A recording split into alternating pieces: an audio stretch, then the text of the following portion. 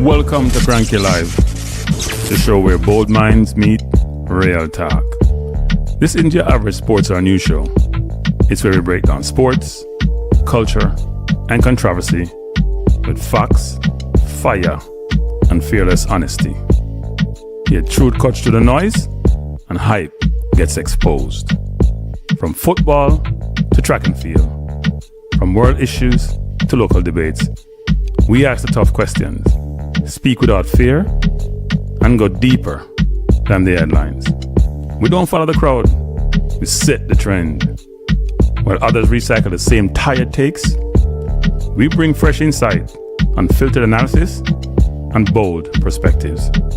No echo chambers, no puppet talk, just real conversation for people who think for themselves. Listen with your brain, not just your ears. Think critically, question boldly, and speak freely. This is Kranky Live, where reason rules the mic and truth always win. Come on, let's get into it.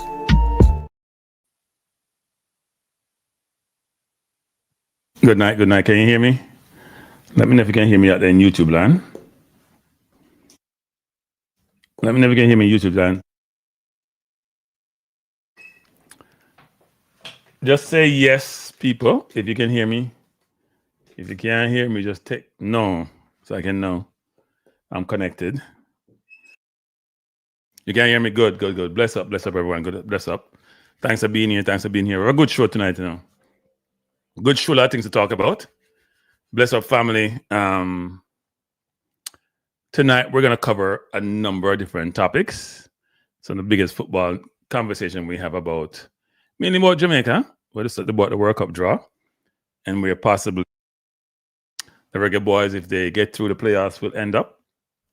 We're going to do some EPL review because the EPL is heating up. And we're going to talk about the subject that's permeates Jamaica airwaves concerning the coaching situation. And also touch upon Reggae Girlz a little bit. And also, I want to go back and touch upon the Gleaner article. Not read the article, but just touch upon it as relates to who they had on the cover and the implications of that and what that means.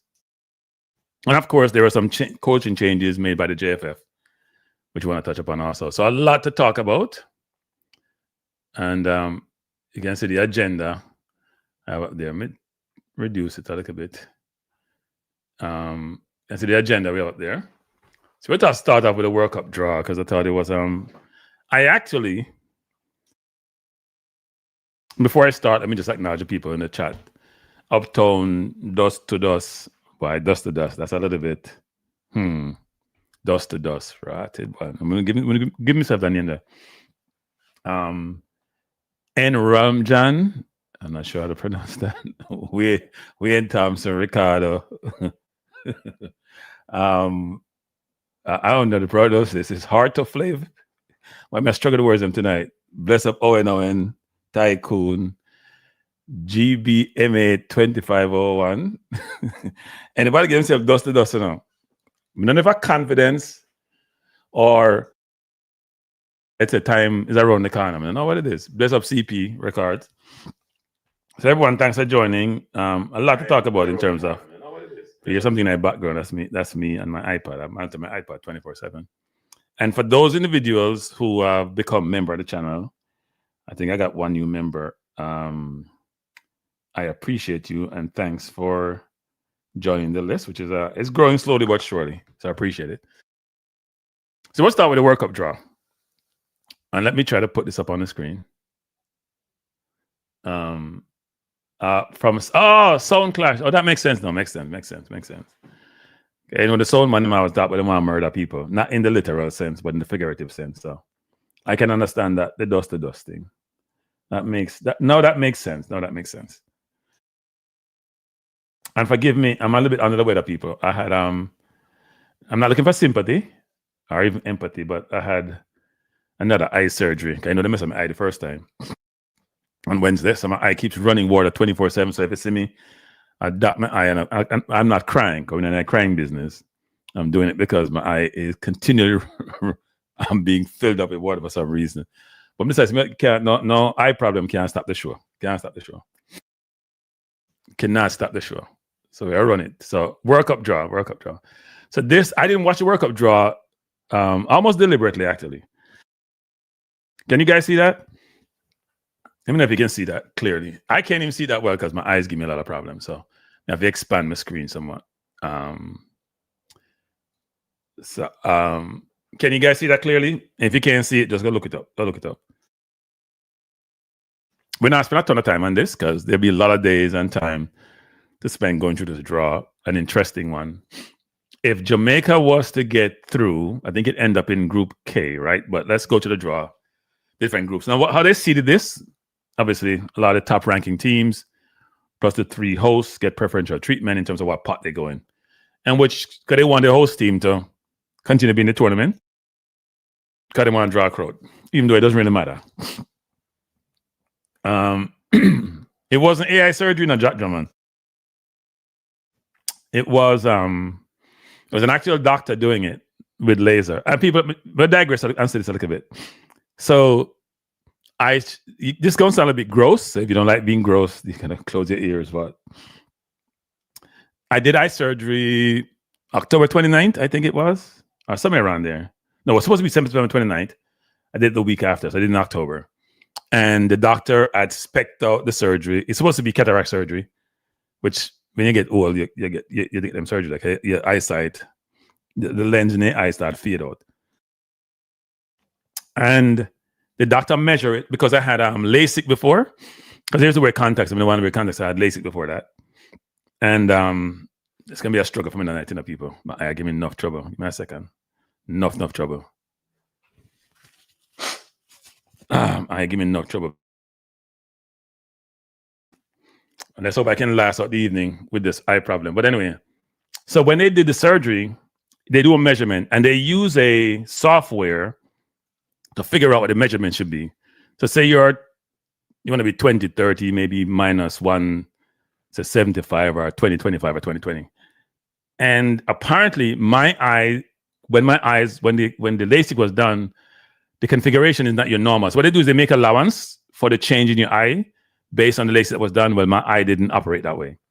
So the measurement was wrong. And so therefore, I couldn't see a damn thing after the surgery, or I couldn't see well. So they had to do a corrective surgery, and they had me wear a lens for like a couple of weeks, almost about a month, to make sure they get the measurement right. And I think they think they got it right this time. So they did the surgery on Wednesday. And what was interesting was, I swear, and I said, you may be grossed up by this. When the laser was doing its cutting, whatever, I swear I smelled flesh. Seriously. I was like, this can't be good. And they gave me a lot of drugs to take. I don't take drugs, so I would just deal with the pain and not deal with the drugs. But anyway, too much information for you. But so if you see my eyes running and you see me go off camera sometime because I'm trying to dot my eye actually because it's messing up. But let's go back to the qualifiers. So if we go to we just go to the groups quickly. I'm not going to spend a lot of time on this. Group A is Mexico, South Africa, South Korea, and the winner playoff D. So we have a lot of. I don't have the listing of the playoffs in Europe, but those are normal. All the playoff D, C, A, those alphabet letters are the European playoffs. And I should have gotten this, but I was too busy today to pull up what all those playoffs looks like. So Mexico is in a good group. They have a good chance to qualify for the next round. It's a tough one, actually, because all the teams are very, very similar. Then Canada has Qatar and Switzerland. Switzerland will be tough. And they will win off playoff A. So Canada has a chance to go through. It's going to be tough. And what's really interesting about this time around, there's 48 teams in the tournament. And FIFA is trying to make sure everybody go to the next round. And one of the reasons why I didn't watch this, because I got upset that Jamaica is not automatically qualifying. Like, it's ridiculous, people. I mean, it's actually unbelievable that we didn't automatically qualify. And that's one of the reasons why I didn't watch it. I didn't watch the draw. I was like, I don't want to watch this. I don't watch it because our chance of getting there is much worse. Now, it's 48 teams and the top 2 teams in each zone go forward and the top 8 best teams. So at the end, only 16 teams drop out of the 48. So 3/4 of the team go through. So Jamaica would have a chance to go through, even though it's a tough zone, right? They have a chance to go through. Okay, if you want the top 8, and there is what? 12 different groups, you'd have a good chance. So anyway, not a good thing. And then we have Group B. We have Group C: Brazil, Morocco, Haiti, Scotland. So Brazil will go through, Morocco probably go through, and then Scotland and Haiti fight it out. Sometimes the World Cup doesn't go as you plan, right? Because nobody planned for Morocco being the last semifinal. Group D, the USA, they're in a good zone with Paraguay and Australia. So all the teams that are hosting, I think, should get to the next round. If they don't get through automatically, they go through based on being in the top 8 of the third place qualifiers. The only problem with that is you're going to play a very good team in the next round. You don't want to do that. Germany's group, that's where Jamaica would end up. They automatically would qualify, I would assume. With Ivory, that's probably one of the toughest group people.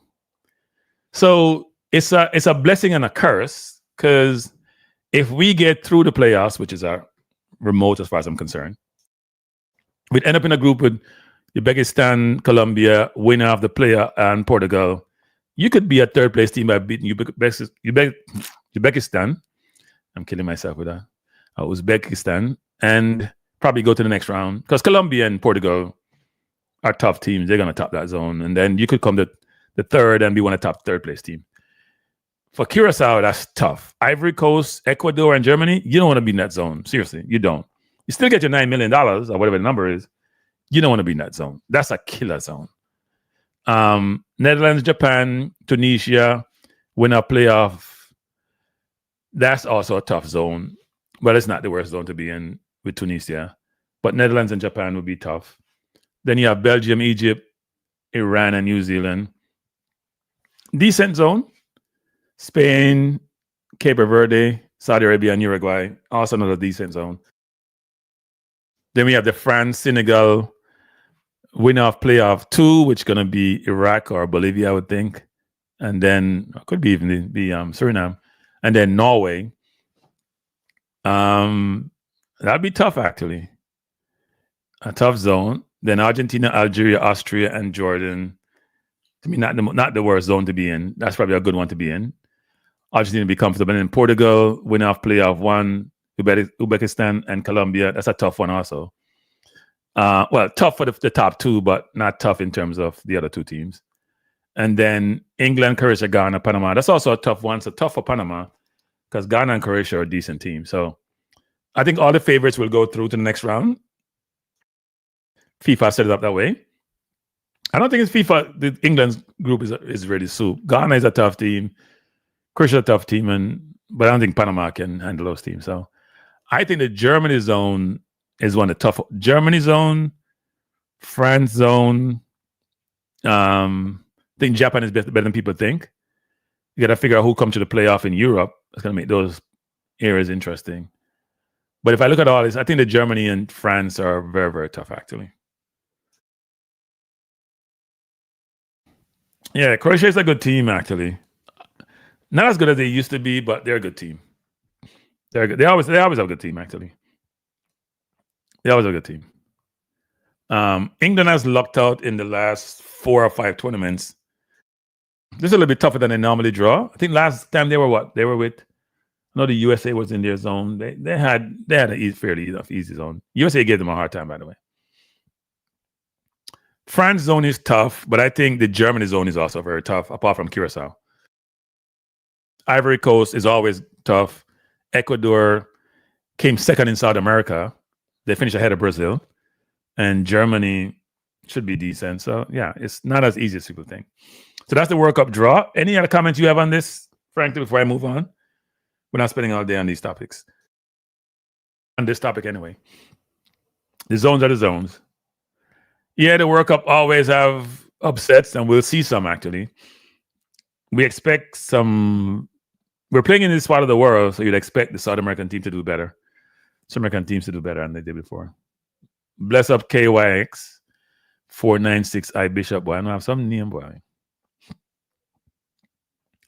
Jamaica will win which World Cup? The World Cup of what? Bobsled or something? I don't know what World Cup.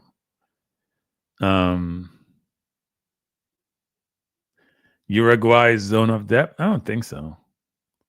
Uruguay, Saudi Arabia. No, that's not a zone of depth. I mean, Saudi Arabia is okay. Didn't they beat who they beat the last World Cup? Argentina? Who went on to win it? Spain is going to dominate, as they normally do. Uruguay is not as good as they used to be. And Cape Verde is a good team, actually. And they qualified easy. So it's going to be interesting. So that was the first agenda item. Let me put back up my agenda. So that was the first agenda item. Now, the World Cup draw is interesting, but I don't think you can spend too much time on the World Cup because a lot more to come in that area. A lot more to come over the next 6 months. The biggest thing for some teams will be injuries, right? So, people focus a lot on the teams now and all that, but I think injuries are going to be a big deal for a lot of teams. So you never know. You never know. Now let's go to EPL. It's been an interesting EPL season. Let me see if I can increase this font. It's too small. EPL is going to be very interesting this year. Liverpool has been the surprise team. They've been the surprise team. Not in a good way, people. In a bad way this year. Let me see if I can increase this and bring this up. You guys may not be able to see this well. Hold up. So we're going to do a quick EPL before we go into some other things. And you can see the teams here. Arsenal is leading, obviously, with 33 points. Man City, 28. Aston Villa, 27. Now, to me, the surprising team this year so far has been Aston Villa for the sole reason that they started the season really bad. They were down in the bottom half of the table. And all of a sudden, they hit form. And they are our bugaboo team, as you would say. With Ollie Watkins always scoring against us, even though we're his boyhood team. But Arsenal is 5 points ahead of Man City. And Man City,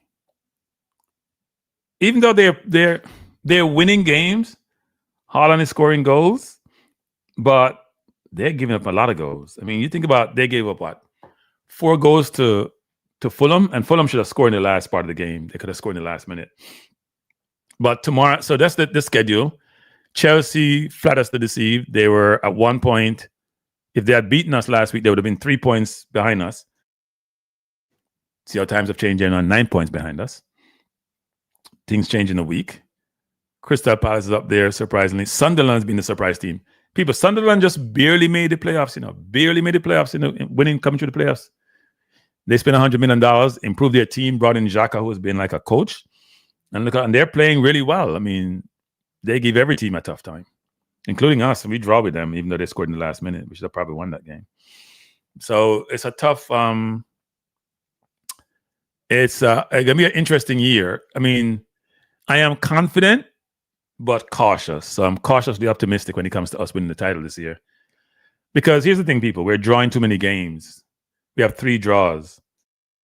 As far as I'm concerned, 3 draws is 2 losses. When you have 3 draws, it's 2 losses. Bless up Dr. Dan.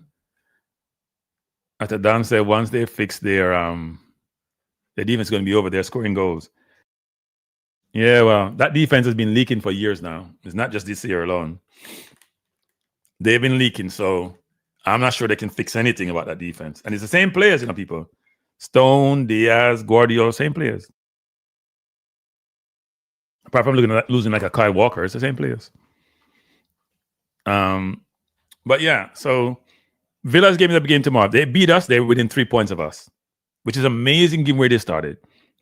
But when you have 3 draws, you have dropped 6 points. That's our problem. See, Manchester City only has 1 draw, and they have 4 losses, and they're only 5 points behind us. Because 3 draws like 2. It's almost like we had 2 losses. So you could count us to be 1 draw and 2 losses versus 4 for them. 1 draw, and 3 losses for us. That's why you got to win your games. Paul Watkins said, Curacao won't go far, but where's Jamaica? Ask the JFF. So let me just go through tomorrow's games.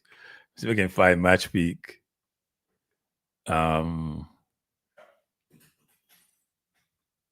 take this down. Put this back up. So for tomorrow's games, the first game is at 7:30 Eastern Standard Time tomorrow. Arsenal play Aston Villa. Then we have the 10 o'clock games: Newcastle, Burnley, Tottenham, Brentford, Everton, Nottingham Forest, Bournemouth, Chelsea. Should be an interesting game. Manchester City, Sunderland. That should be a very good game. I like Sunderland team. And then Leeds, Liverpool, and Leeds playing really, really well. Probably could have beat Man City. And frankly, they did beat Chelsea. And then Sunday you have Brighton, West Ham, and Fulham, Crystal Palace. And then Monday, United, who played Thursday and drew with West Ham, play Wolverhampton Wanderers, which should be an easy win for them. So a good list of games this weekend. I have to get up early tomorrow morning. Well, it's not truly early, but 7:30 to watch my team play. But looking forward to this week's list of games. And then Champions League coming the week again. We're going to play Club Brugge, I think it is. So it's going to be a very busy week for Arsenal. And people, as you come into the chat, please hit the like button. Supposedly, Saliba should be back.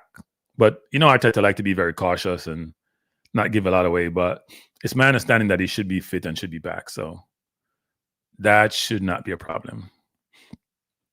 But just back to the World Cup. I mean, if Jamaica get through, they won't be in the worst zone, frankly. If they get through the playoffs, which is a long shot, much of a long shot. Now, I hope I can find this. Much of a long shot. Long shot. I think it's going to be very difficult for Jamaica, frankly, to get through I watched you know what? I did watch New Caledonia, some highlights yesterday. I went on YouTube and watched them. Wasn't overly impressed, to be honest. In fact, I was smiling, saying, if we can't beat that team, if we stop playing football. Seriously. If we can't beat them, if we stop playing football. At least what I saw, right? Just based on what I saw on YouTube. And if they improved their team or they recruited, but based on what I saw, I was not overly impressed. Now, you never know how these things work out, but I was not impressed at all. Not even a little bit. So we'll see. They weren't the most impressive team, and I didn't think they played that well. But we'll see how that works out in terms of when we play them in March. Should be interesting. Very, very interesting. Now, the next topic, so I'm just going to do the agenda quickly. The next topic is around the JFF and their coaching appointments. And I'm trying to pull it up because I want to read it to you guys. Many of you may have seen this. JFF making some changes. Let me see if I can pull this up. Nope, that's not it. I pull up the wrong thing. Give me a second.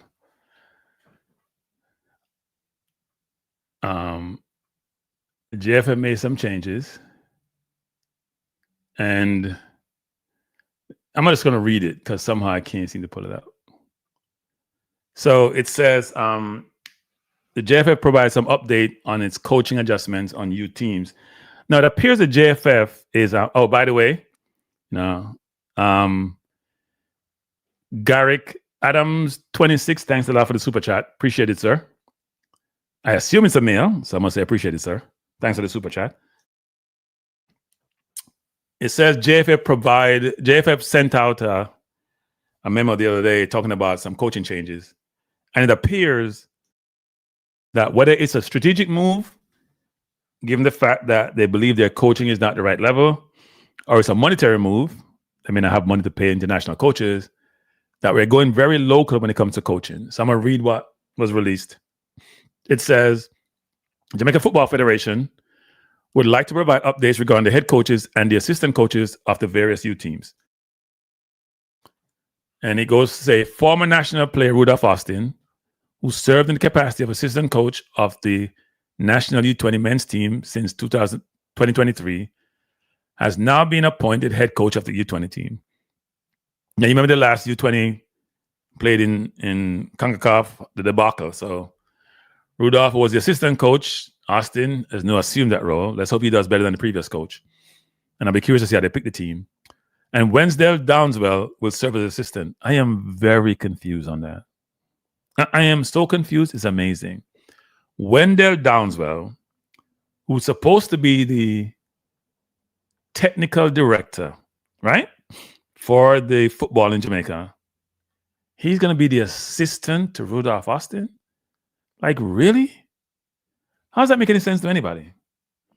I'm not being facetious, people. I'm totally confused. I don't understand this. Maybe something I'm missing. Maybe somebody should ask the JFF how does this work? Because I'm confused. Secondly, it's like, seriously, I'm really confused. Second lady says, in the women's equivalent, I guess the women's under 20, Lee Croft Letman will continue as the U20 women's head coach and will be assisted by Tamara Williams. The technical head of the technical director is now assistant to the previous assistant, who is now the head coach for the under 20. Lord help us.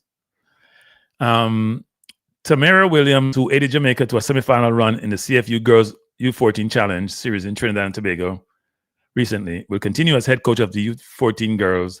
Will also be head coach of the National Girls Under 15. Is that supposed to be good when Jamaica comes to semifinal in Caribbean for under 14 girls? Really? Some of those countries don't even play football. Anyway, if I sound critical, people, I can't help myself. When I see these things, I can't help myself. Shoshana Campbell, who was a member of the Reggae Girlz squad at the 2019 FIFA Women's World Cup in France, will be Williams' assistant. So Williams will support the under 20 and head up the under 14 and under 15. And Campbell will be assistant to Tamara Williams, who would also be assistant coach for the under 17 girls team to be led by Marlon Hilton. So she's going to be assistant for, I guess, 3 squad, and Tamara will be assistant and head coach for a few. Oh, interesting. And then Wendell Downswell, who has been part of Jamaica's technical staff at the under 17 World Cups in 1999 to 2011 and U20 World Cup in 2001, will be the head coach of the national under 17 team and will be assisted by Vasha Reynolds, Carlton Simmons, and ultimate Freddie Butler. So Freddie was the head coach. So Freddie got demoted to assistant now, working for Wendell Downswell. So I guess what we're having is you have to be locally based to be the head coach for these teams, I assume.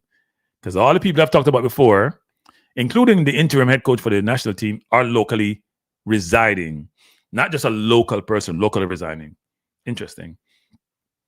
Andrew Peart, who led Jamaica to the CFU Boys Under 14 Challenge Series trophy in 2024, which the JFF rolled out pretty quickly, and the CONCACAF Boys Under 15 Champions League B title in 2025, they rolled out the Under 15, not the Under 14.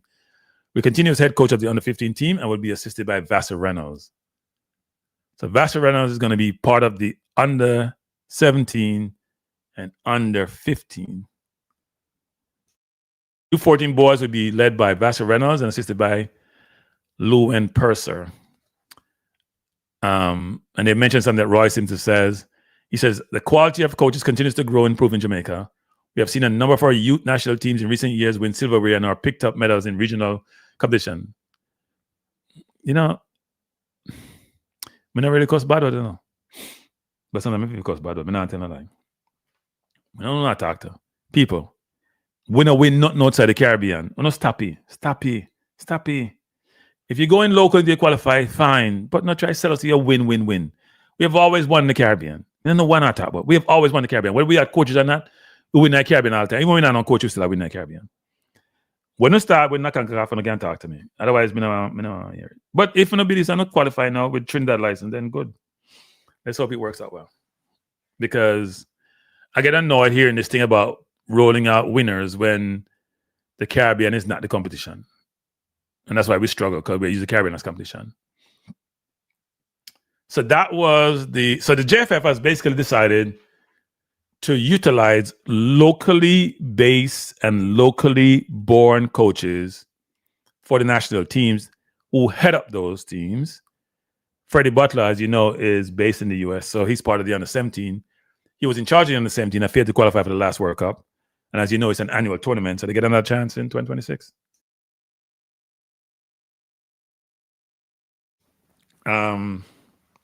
Anyway, let me keep going with this agenda. We're going through quickly, people. So we've gone to the World Cup draw. We have gone through the EPL weekend breakdown pretty quickly. We have gone through the JFF coaching appointments. And look, it's a good thing to have local coaches who are on the ground and can do scouting and all that of players. I'll be curious to know if the under-17 and the under-20 will continue. No, not continue. Will be inviting or being open for players who are born outside of Jamaica and reside outside Jamaica, or is it just for locally born players? I'd be curious. And we wait to see. We wait to see. Is it only locally born players who will be part of the program? Because, you know, the Gleaner did talk about the failed experiment by, what's his name, Boyd? I wrote an article, which I'm going to touch upon, actually. So, yeah, we'll see. I guess one of the questions I want to ask is this about development or nationalism? Does residence matter more than qualification? Are we prioritizing local access over best coaching talent? And if you're a diaspora Jamaican coaching abroad, would you ever be considered? Right? And who's pushing this? Is it being pushed by the parish president? Is it being pushed by the president? Is it being pushed by the interim head coach? Who will push this? I don't have a problem with trying to get local coaches to be in a position where they're qualified to coach the national teams at all level. I have no problem with it. But I would love to see, first of all, I'd love to know or see, are they truly qualified for the roles? And if so, can they get the best out of the players that they bring on board? Because the best coaches may not reside locally. I would assume that what have been decided is that it's been a failed experiment to use international coaches for even the senior team. So now we're going local. And frankly, as we'll talk about later, you know, Tapa had a long stint. He wasn't the worst. His winning percentage, if you look at his winning percentage and what he did compared to international coaches who don't normally stay long anyway, he wasn't the worst, but he had a long stint actually. He had 2 stints. It was a long stint. So it's going to be interesting. But I think we should ask a question. If you're a diaspora, if you're a locally born person who's in diaspora and you're qualified, will you get an opportunity to coach a national team or the junior teams? That should be interesting. Now, the fourth item on this agenda, as we go through this quickly, is the commitment debate. Now, you hear a lot about, there's a reason why I brought this up, because as I listen to local radio programs in Jamaica, as I read the various many literature, whether it's newspaper or otherwise, that talks about Jamaican football and Jamaican sports in general, Jamaican football, and as I listen to some of the individuals, and some of them are loudmouths, talking about the diaspora players, especially the men's team, not the women's team, by the way, the question of commitment comes up a lot. And I was thinking about this and said to myself, you know, I continually hear the need for balance and that the locally born players understand the country more and the culture more and are more committed, and that's exhibited in their play. Then I said to myself, does that make any sense? And then I asked myself the question, which is, if I think about all the players who are locally born who play in the national team, and all the ones who are born overseas play in the national team, do any of the players who are born overseas, when they play for their club team, is their demeanor their mannerism, their attitude, their vigor, their forcefulness. Is any of that change when they play for their club or the country? And I didn't really see it. They all play the same way. Hayden plays slow. Pinnock is the same way. Holgate is aggressive. Latty's aggressive. Cadamarteri run all day. They all seem to be similar. And then I said, you know what? Let me do another benchmark. What about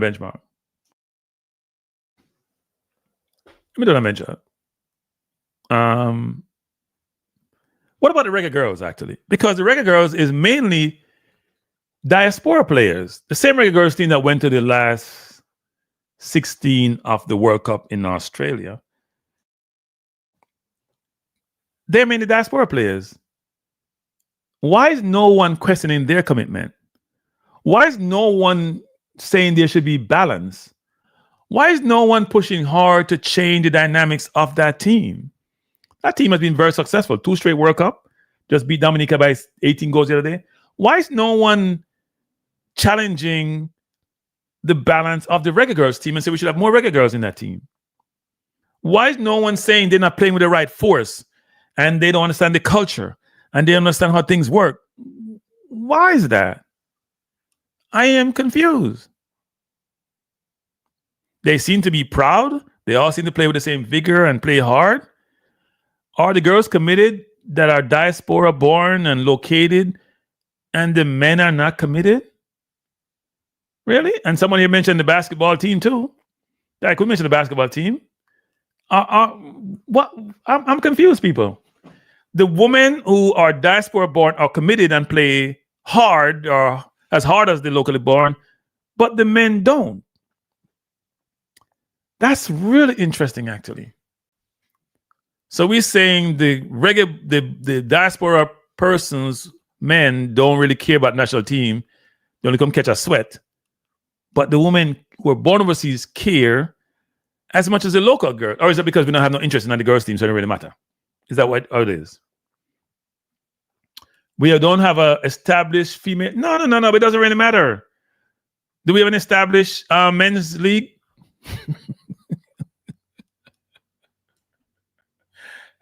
We have an established men's league. Sorry. We have an established men's league. We have a men's league. The Well Night Caribbean. As soon as a plane leave the Caribbean, what happened to them? They get to play football.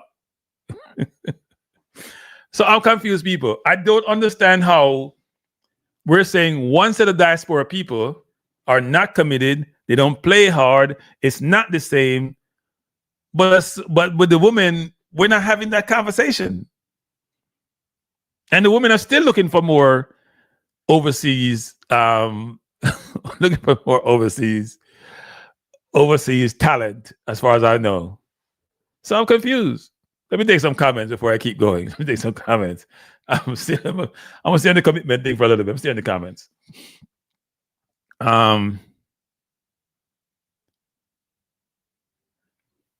That's not the comment I'm looking for. And if I can't see the well, people, Jack Drummond says, if all the coaches local, why didn't Intapa this as a coach of a team? We're gonna spend enough time on the Tapa thing, people, and the coach qualification thing this evening. That's the main part of the conversation. Bless up, Keisha alums. Then thanks for being here.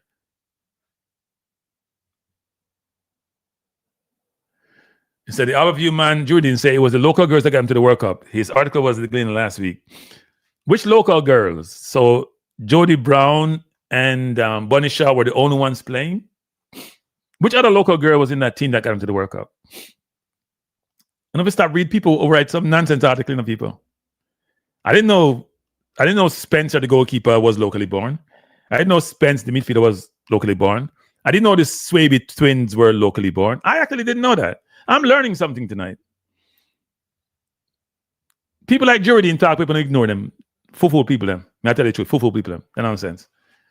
And if you leave out of you, I like out of you, but don't listen to them people. Nonsense. I mean, they're really not nonsense people. They really are dark. Like they live in a bush. They ain't leaving the bush. Stay in the bush, Jordan. I mean, I don't understand. Only local girls got into. What are we talking about? For the last few windows, Bunny Shaw didn't turn up. It was overseas diaspora girls who were turning up. Jody Brown didn't play well in the World Cup. This is not to knock Jody or Kenisha, but Jody Brown didn't turn up in the World Cup. She didn't turn up. Good kid, played college, win a lot of championship, didn't turn up in the World Cup. I saw a lot of the diaspora girls who turned up and played really, really well against difficult teams. Draw with Brazil, gave France a hard time. I know what we're talking about, but it's the xenophobia, the Boyd xenophobia, the Jardine xenophobia, the Tapa xenophobia. It's sickening, actually, and despicable, to be honest. And by the way, let me just say this, because people don't let me hear him say this. You see, that rebuild Jamaica, go rebuild, a diaspora rebuild Jamaica. Because all of the country, them, like US and China, pay $2 million I give. I give back them money. Pay $2 million and $4 million, a little ship here and there. They're not getting no real money. A diaspora send millions and millions and millions back to Jamaica. So them can't stop it from playing for the country. Then go away. You know say that, then go away. All them, Julian, all them go away. Full people, them, no sense. So Jamaica struggle. I have too much idiot to lead things down there. You need some real leaders. People don't have no sense, people. Anyway, let me keep going. So this commitment thing is asinine, to be honest. So Sanjay Brooks says, we need some of these old men in Jamaica to hurry up and give up their posts that they have held since before we were born. I mean, people, time for fresh. People,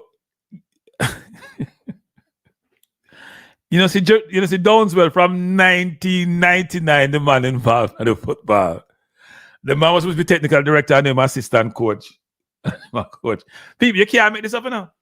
You can't make this up now. Me just go back to the Wendell Dowell thing.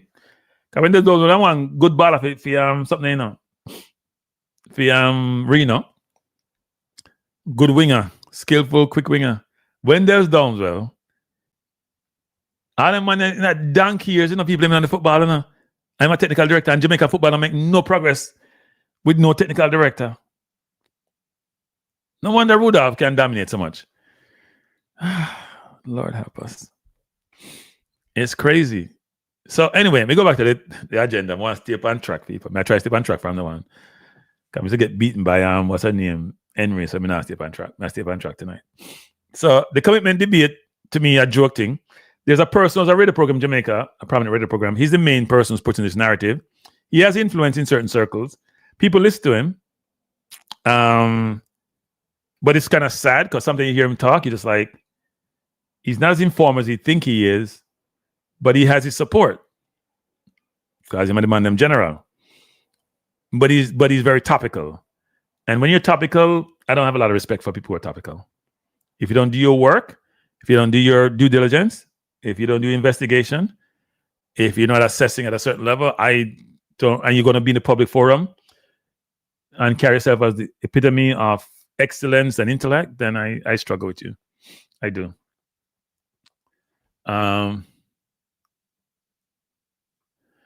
Omar says, good evening, Kranky. Within the next 5 years to make we rank 16 in CONCACAF and 20. The way we're going? Well, I want to see the local team. You know what, people? I do want to see Jamaica take a break from overseas players in their team. The U20 gave us an example of what it would look like. I want those local people just to pick local players and have local players play for, say they do it for a year. If we don't make the World Cup, just take a year off and just play local players in your team, JFF. Don't play no overseas born players.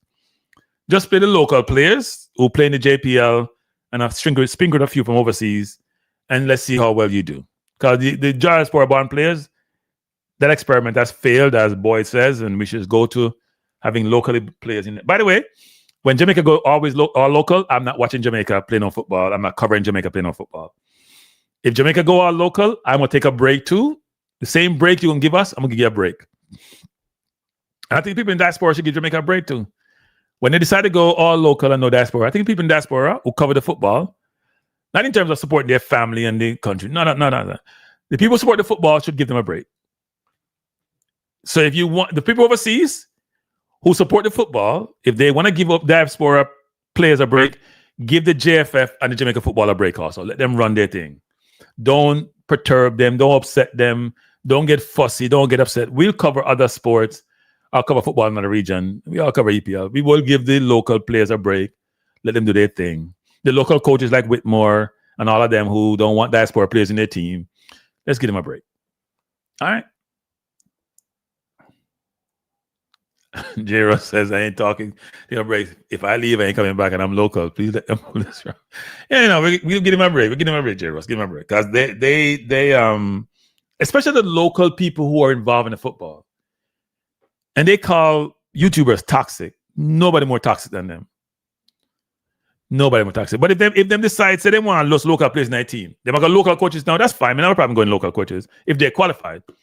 But I don't want on Trinidad license because Trinidad not going to football. And if you're Trinidadian and you're in the chat, I hate to say this, but your football is not the level where I should be taking instructions from you and lessons from you and guidance from you. I'm sorry. We got to have more ambition than that. That sounds harsh, but it's true. Got to have more ambition than that. Trinidad is using coaching as a means of generating income. And I heard him say it when their president was being interviewed. Your goal is to go get educated at an institution that allow you to compete. And right now, may check the box and say we are compete educationally, but we're not. But I digress. Let's keep going. Now let's go to the next topic. See, I'm going through this quickly, people. Our short show tonight. That was going to be a long show. The next topic is Cadamarteri and the Gleaner. Now, if you can recall, in one of my last shows, more recent shows, I read you through the article that was written in the Gleaner about the fact that it's time. The Gleaner published an article arguing that Jamaica diaspora experiment has failed. And the whole structure was about the fact that we have gone that route since '98. We haven't gone back to another World Cup. I won in the major tournament. And therefore, we need to pivot from that and go back to, I guess, what worked in '98, which was mainly locally based players in the team. Now, the person put on the cover of the Gleaner article was Bailey Cadamarteri, a very light-skinned player who looks non-black, I'm going to call it. So let's use euphemism. So the question is, why him? Why use him to represent the diaspora failure when there are many more relevant examples? I'll give you an example. Isaac Hayden, who rejected Jamaica for years. That could be a good example you use, right? Why are you using Cadamarteri? 20 years old.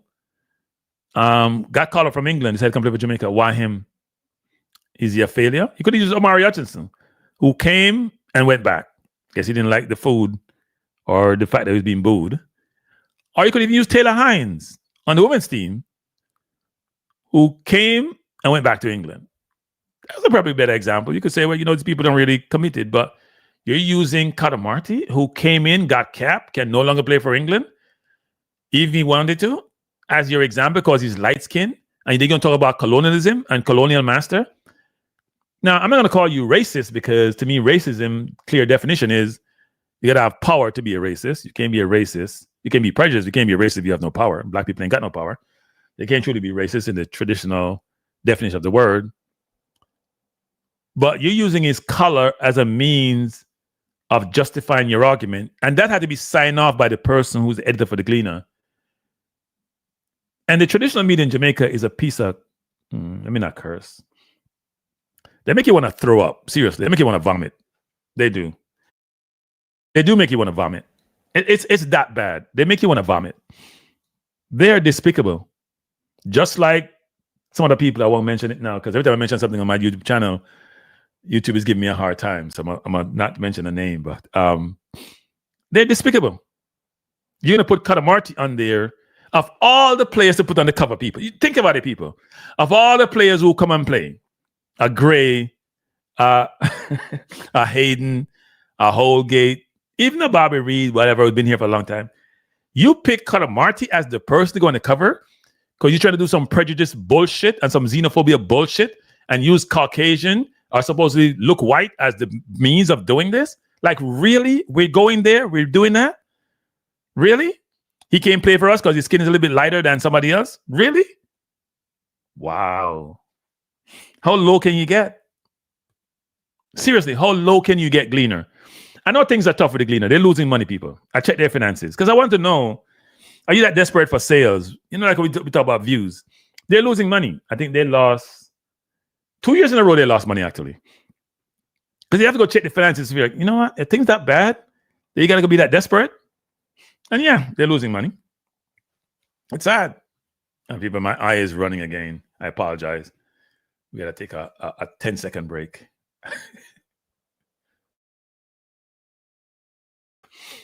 They must be losing money. They are losing money.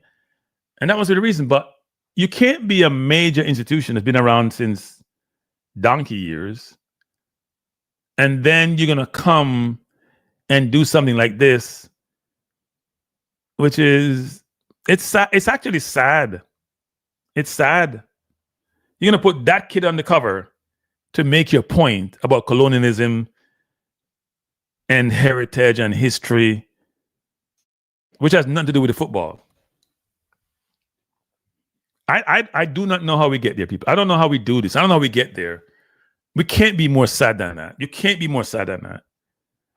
And this whole notion about, and it shows the lack of support and approval and empathy and appreciation for diaspora players.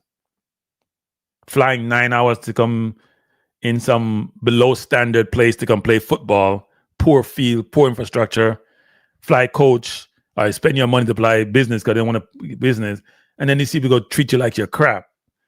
I don't know how you guys put up with it. Yours truly wouldn't put up with it. I didn't go jump off a bridge. I would tell them go jump off a bridge. Not happening to me. Not putting up with all that crap. It's sad. And now we want to go to the World Cup. Why you go? You know what, Rudolph? Just recruit local players, go to the World Cup. Satisfy Giardini. Get more unpleasant players. They're playing brilliantly. They won the Caribbean Championship against a 10-man team the other night. Go get them to go play. Get more unpleasant player in the team, more Cavalier player in the team, more Onyx Garden player in the team, more racing player in the team. Bring them in the team, Rudolph. I see McGee scored. Brilliant footballer. Done really well. He's in Jamaica. Bring them in the team. Put all local players in the team, Rudolph. Let's see us go qualify for the World Cup with the local team. Because we're so great in Jamaica. And then and people like the little short man and others don't want any overseas players in the team. They only want local players in the team. So go get the local players and put them in the team. Don't recruit no overseas players, foreign players. Bring the local players in the team. Let's go play New Caledonia and Congo with the locally built team. I'm sure they'll do like 98 and qualify. I'm sure they're good enough.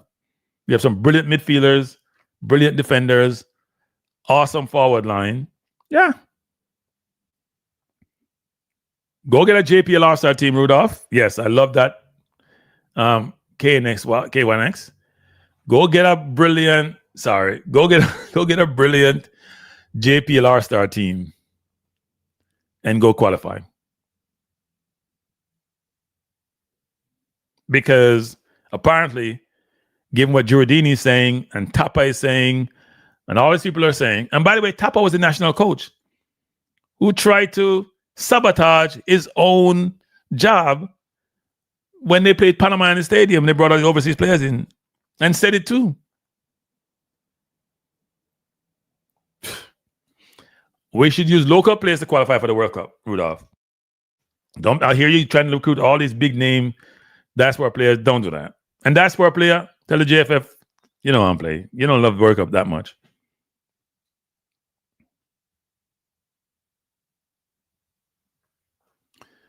Kranky, a YouTuber recently posted comments from Greenwood. I'm convinced that wasn't said by him. Based on your info, did he probably say that? No, the YouTuber who did that is a very sick person. I don't know what Greenwood has said. I doubt Greenwood Camp has not said anything from I know of. But the YouTuber person that he's really sick. Actually, he's really sick. He's a sick person. I'm telling you, he's a sick person. He's somebody I don't want to ever engage with. He's a sick person. He's not a goal, because I had some really bad conversation with him because he said something that was said by Rudolph about me, which was not the case, and I know that wasn't the case. He said Rudolph Speed said something about me, which was in a public domain. He said it. Same person who broke down in these airwaves I must say that. People say I shouldn't say that. I must say it. He broke down on in national YouTube, we want to call it. He's a sick person. He needs to go get some mental help. Seriously. He does. And the reason I'm calling him out is because he's been doing this. I don't know if he spoke with Speed this week, but I know what he said. Speed said, well, maybe Rudolph didn't. You know what? I didn't even tell Rudolph what he said. Rudolph Speed what he said, because first of all, I know Rudolph wouldn't have done that. You know, Rudolph would say he doesn't care, but he does care. That's why he's suing Toxic Boss. But what he said, Rudolph said, was despicable, reprehensible, and unforgivable. Period. Unforgivable. He's a really despicable person. He has a sports program called Sports Blem something. His name is JT. Yeah, he's a despicable person. May I tell you say that? Because he knows me to call out YouTuber. He's a despicable person. Despicable. And I will not stop saying that. And people is people. You cross me a certain way, you know. I mean, I have no empathy or sympathy for you, know. He's somebody I would never engage with ever again. Ever engage with him. He's a sick, despicable person that I don't ever want to engage with. And he should not be in this forum because he's just a horrible person. Bless up. Good night. No, it's not a war. It's a despicable person. It's not a war. It's a despicable person. I recover since Venezuela so gone, but make up yourself still. Yeah, and you know what? You know, I'm not even gonna say it. I'm gonna leave it alone. Good night. How you doing? I tell people annoying them. Hey, people, the man says some things on people. Those things you just don't say in a public domain. You have to be a horrible person to do that. Like a ridiculously horrible person. And he said it multiple times on his channel, and it's captured on YouTube. I should have recorded it. I should have recorded and played people. Never, pretend to the green thing. I never like it still, because when a statement is fake, when it's not coming from a person, then it's unfair to the person is a fake he's a fake person. No, what I talk about the statement, the green thing, like for somebody. Yeah. First of all, Green ain't writing no statement to nobody. You're I know. That's why I say, like, it kind of set the fan base up against him when things like that come out that is not true. You know what I'm saying? So it kind of unfair to the individual himself in terms of Mason not saying something and then it being published that something was said which isn't true. You know what I'm saying? But you know, in terms of the article, Kranky, it's a very, I guess you could say, despicable article, you know. But I think many Jamaicans are self-centered in terms of they think Jamaica is for them alone in a sense. I mean, the fact is, Kranky, you have a lot of people who would have migrated over the years and they would have had children in America, you know, Canada, etc., etc. And if they feel as if they're just as Jamaican as me or anybody else that would have been born in Jamaica, then that's their right. You know what I'm saying? I have a different opinion on it, but it's not something like I express to them and be like, oh, you know, so you're not Jamaican or whatever the case is. If anything, it's supposed to create an environment that welcomes them to the country. You know what I'm saying? Yeah. You allow them to grow into the culture, certain things for them to understand or whatever the case is, you know. You make them understand. You know what I'm saying? You know what I'm saying? So I see him so recently, there was a YouTuber, I'm a British still, big up himself. He did a video in which the title was Reggae Boyz Failure. And instead of using a thumbnail of the whole team itself, it was Casey Palmer and Burrell, you know what I'm saying? And with the comment, I'm say, why not use like the whole team picture in a sense, because all of them fail, you know what I'm saying? And then him respond and say, oh, like, is it really a big deal? And I think I responded now. Why would you have Burrell and Burrell hasn't played that many games? Yeah, Burrell and Palmer was in it, which I've never really played much game, right? And I was like, I think when him say if it's a big deal, I think we did a respond or something, and then we see him change it to include Kahim Dixon. But funny enough, with that Dixon picture, the average person might not know say Dixon because the like in the picture, like the player cover up his face with the shirt, with the jersey. Right. So unless you actually know the player, then I know say Dixon in a sense, you know. So it's these little things in a sense, and if it wasn't a big deal, then you shouldn't have changed it, right? So it's these little things who kind of like some people kind of do pit people against some of the players. You know what I'm saying? It shouldn't be. It's a failure in general, Kranky, in totality, you know? every thumbnail is thought out. I must say that. Yeah, definitely. Every thumbnail is thought out. I don't put up. Look, the algorithm will tell you what thumbnail will generate interest, but I would never put out a thumbnail which doesn't have facts to it, or I'm not gonna put out a thumbnail without considering how it can be interpreted by a general audience. Now you can miss something. Nobody's perfect, right?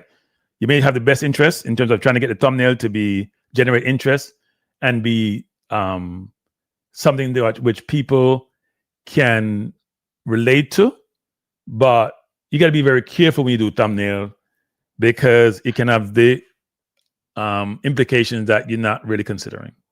And the thing with thumbnails though, like one of the main things is to drive emotions. You know what I'm saying? Wait. So this person tell me something overreact. Hey, Richard Green, this is not the time. Don't tell me overreact, my youth. Don't tell me overreact. I'm going to cut some bad word. I'm going to talk about overreact. If you heard the man tell me what the man say, no bother with it, my youth. People, think what somebody can say about your mother, and then you can talk to me. No bother with it, my youth. Me not night this evening. Come off of the platform. So me get vexed. When somebody make a comment about somebody say about your mother, don't bother with it, my youth. Don't talk about me overreact. Go and talk, yeah, man. Yeah, so we know, so like titles and thumbnails, you know, it kind of drive emotions are supposed to, whether by a word or like by the picture itself. You know what I'm saying? So a man might have scrolled and him say Burl and Palmer and a picture and him see the title and it drives him emotion. He say, yeah, man, them English man are not good. And click on it, you know what I'm saying? Yeah. And then he just start up this hatred or whatever the case is against them. So, you know, we just have to be mindful. I think if we're developing a program, I don't think the onus of responsibility should only be on the JFF. As fans as well, we have a role to play in terms of sometimes you can make and break a team in terms of our support, you know what I'm saying? And if we're going to pit each other against each other, then we're going to create a fracture in the fan base where some people they on this side and some people they on that side. So we just have to create unity as one if we're going to push this program moving forward, not only for the senior team as well, but for other respective programs. You know what I'm saying? Because for the youngsters out there, what if them start to take up the YouTube and watch some of our videos, right? 15, 16, and the music. I mean, Professor, for somebody to even say that in the public domain, I wouldn't even consider. It's not even something you say in a public. It's not something you say private, much less public. Like for somebody to say that, actually, that person is sick. I'm saying the person is sick. No, literally sick. You have to be sick to say that. And when it's sick, you say it because you made it up. So it's one thing to say something that's sick, as he said, but he made it up, just like he made up the thing about Greenwood. He's a sick person, and he needs to go get mental help. He got to go get help. He has to go get help. And he can't come to the public forum and act the way you do and don't want to go get help because you're sick.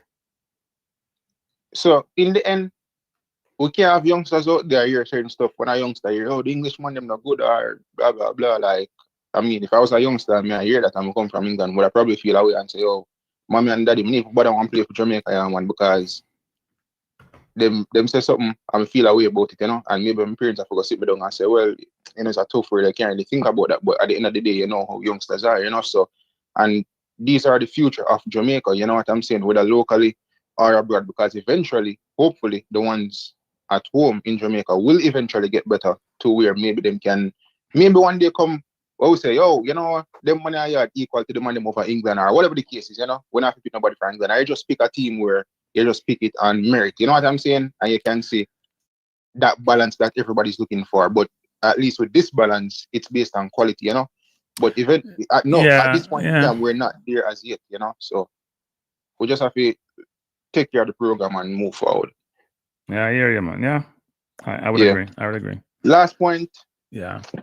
Unfortunate draw, but just one of them things there.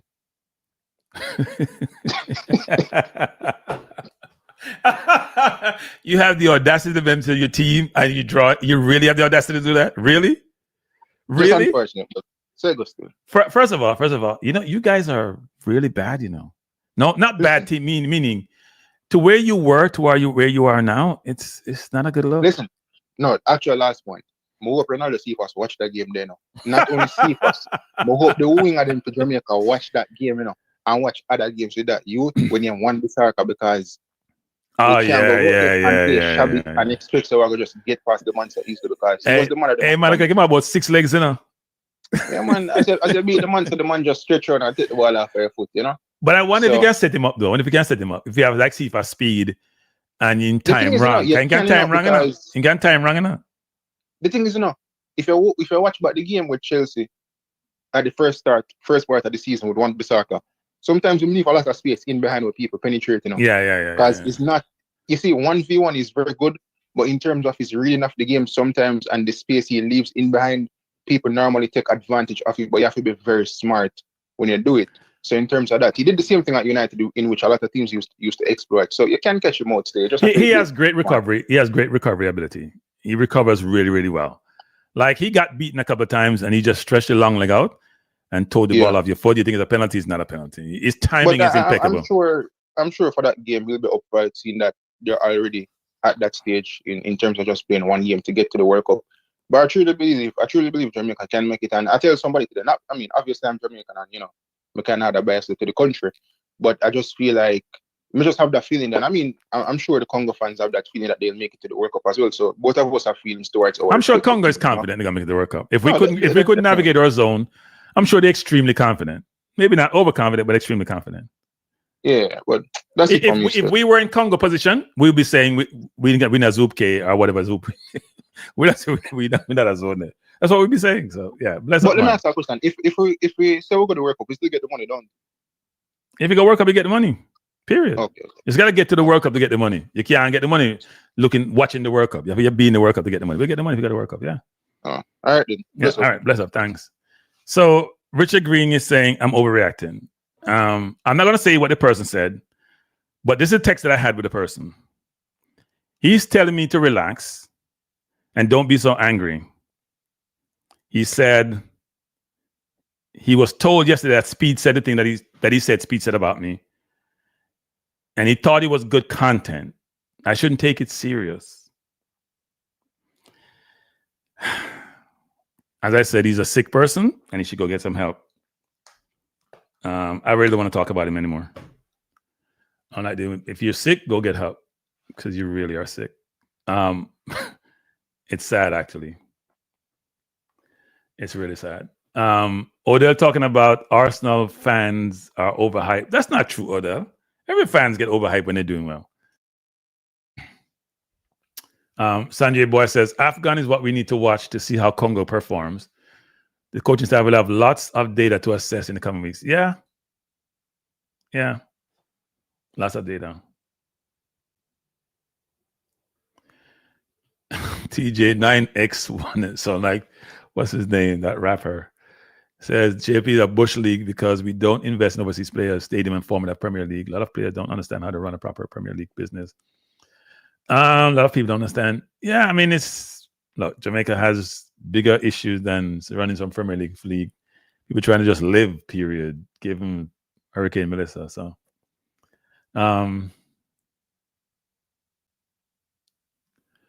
so what is this conversation? Brain drain. There's a rumor that you have to prepare some of the UK players a lot of time. It would have been unfounded, but there might be a case. What are we talking about? I missed the conversation. CFAS is a part of the xenophobia problem. In terms of? How is he a part of that?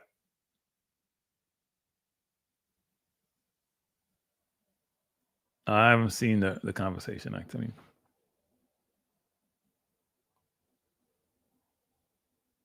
Kranky, when you write in the terror to the Gleaner.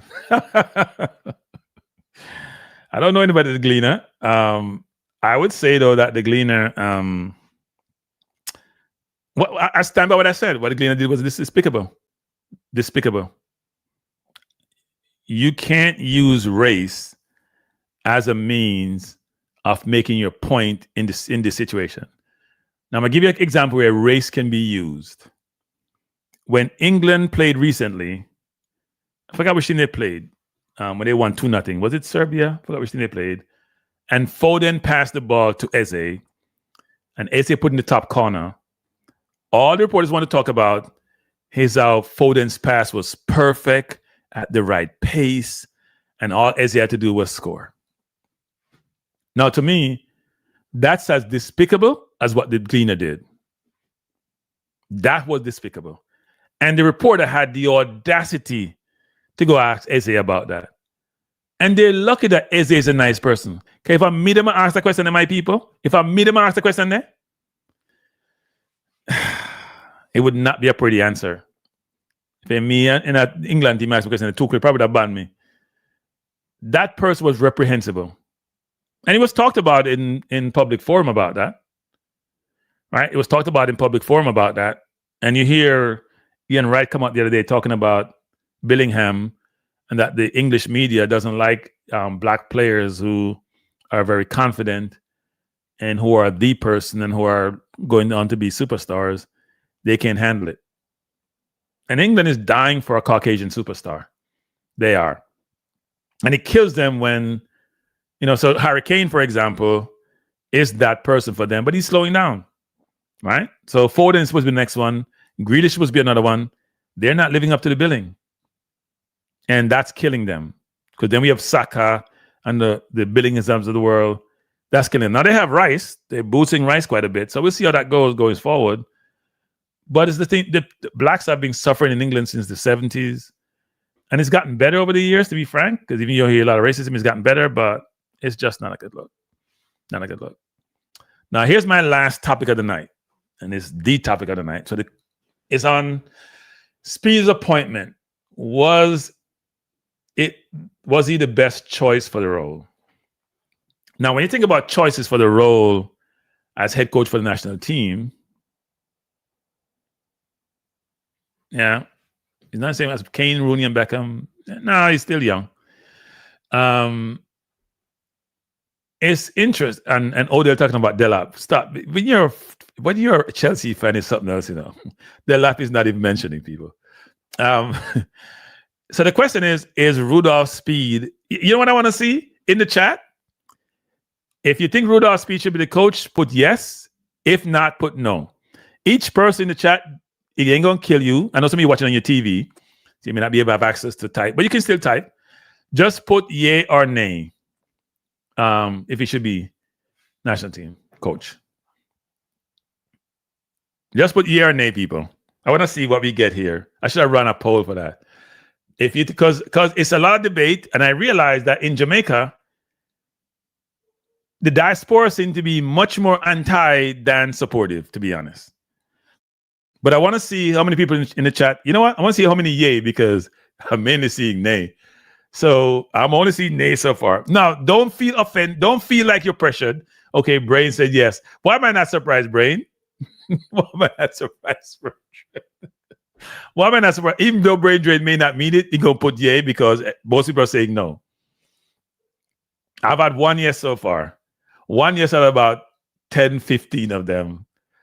Let me just count them so far. Seriously, I'll count 1, 2, 3, 4, 5, 6, 7, 8, 9, 10, 11, 12, 13, 14, 15, 16, 17, 18, 19, 20, 21, 22, 23. Out of 23, I see one yay. 24, 25, 26, 27, 28, 29.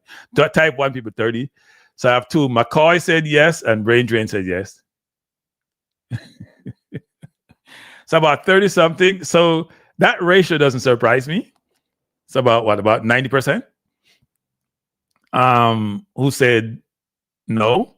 But here's what's funny, people. If you listen to media in Jamaica or the callers to some of these shows, you don't have as many. A lot of people are either silent. You'll have some, and a lot of them are coming from overseas who will say no. But what the locals are saying, let me see it. Rainbow said, oh, there's another yes. My reason saying that is because Jamaica don't have the money to pay a good coach, and that's the reason that Madman was in jail. Yeah, but okay, so let's go through this, people. So I did some analysis to figure out who should be the coach for the national team, right? And one of the things that we need to figure out when you're trying to assess who the coach is, what's the coach's resume? So let me see if I can pull something up. What's the coach's resume? Because resumes are important. Resumes are important.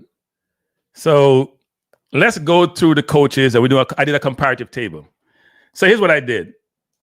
I didn't go for no Herdman of the world or no overseas-based coach. I just do it based on locally born coaches and what is their resume and what is the comparative resume. Now, people, I did research. I may not be 100% right. I mean, someone who said, no, him do that and no, him do that and Kranky wrong.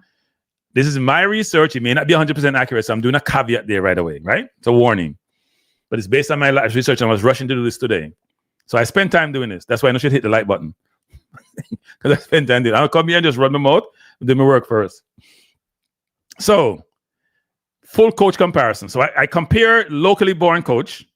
Yeah, Kranky with the presentation, because we do homework, people. We don't just come talk. We do with due diligence.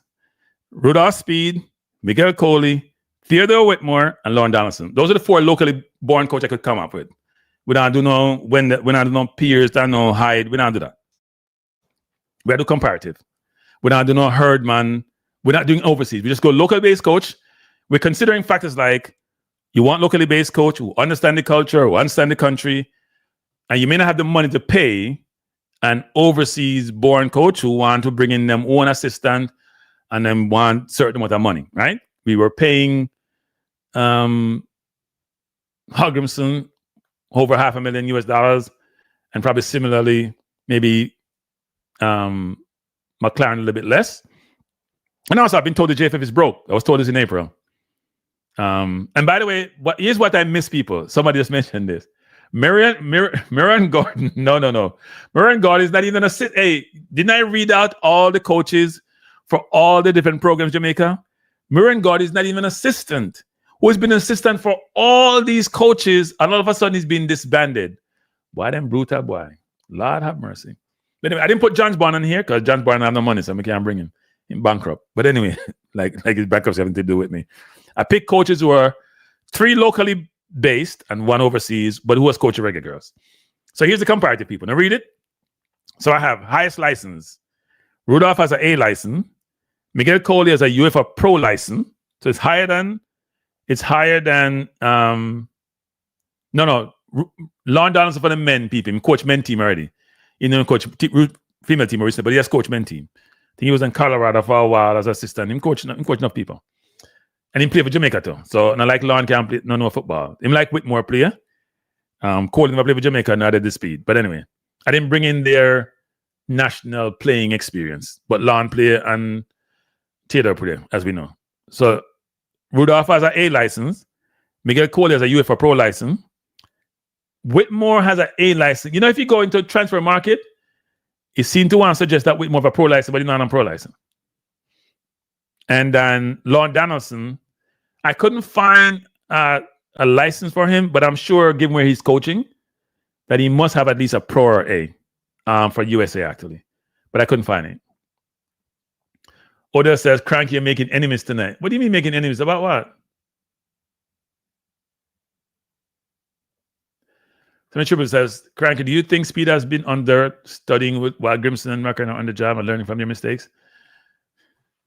I don't know, it's a good question. I don't know. I would hope so. But doing your pro license doesn't make you you're not a pro license. If you're doing it, I thought I heard Tapa was doing this too. Doing your license, you don't have the license. People, I could be going to study for a doctor. Even though I finish medical school and take the exam, I'm in a doctor. So that's no good. But anyway, so these are the licenses. So if you look at the license, we'll go through each of these individually about who's more qualified than us, right? Brain Drain, like to interrupt, but Brain, thanks for the super chat. Brain says Tyreek McGee got Whitmore championships, which means he should be in the national team. Yes, he scored that decisive goal that got them to win the championship. But it's really interesting, actually, because we go into all that, people. Top international honors. So, because that should be a criteria as part of the assessment. So we're going to have what accreditation do you have in terms of license? I think everybody at least at A. I can't find Donaldson, so I left it open, but he must have something given where he coaches currently. Top international honors. Rudolph has a Caribbean Cup 2024. He won. He beats Sabao. Whitmore has a Caribbean Cup 2010 with the national team. He has a Gold Cup final, Gold Cup semifinal, and then he has a Caribbean Cup, which I forgot to put here, with Mount Pleasant recently. Caribbean Club. We can't even type. Caribbean Club. So Whitmore, I thought I had this in here now. I was so rushing to get this done. So Whitmore has the same thing that Speed has, except He has a cup for the national team. He has final of the Gold Cup. He has semi-final. 2017, 2019. So Whitmore, much better international experience than Rudolph. And just as well in terms of outside Jamaica club. We'll get to JPL. In terms of current status, Rudolph is the interim head coach as of December 15. I should put December 15 here because I'm not there yet. Anything can happen between then and now.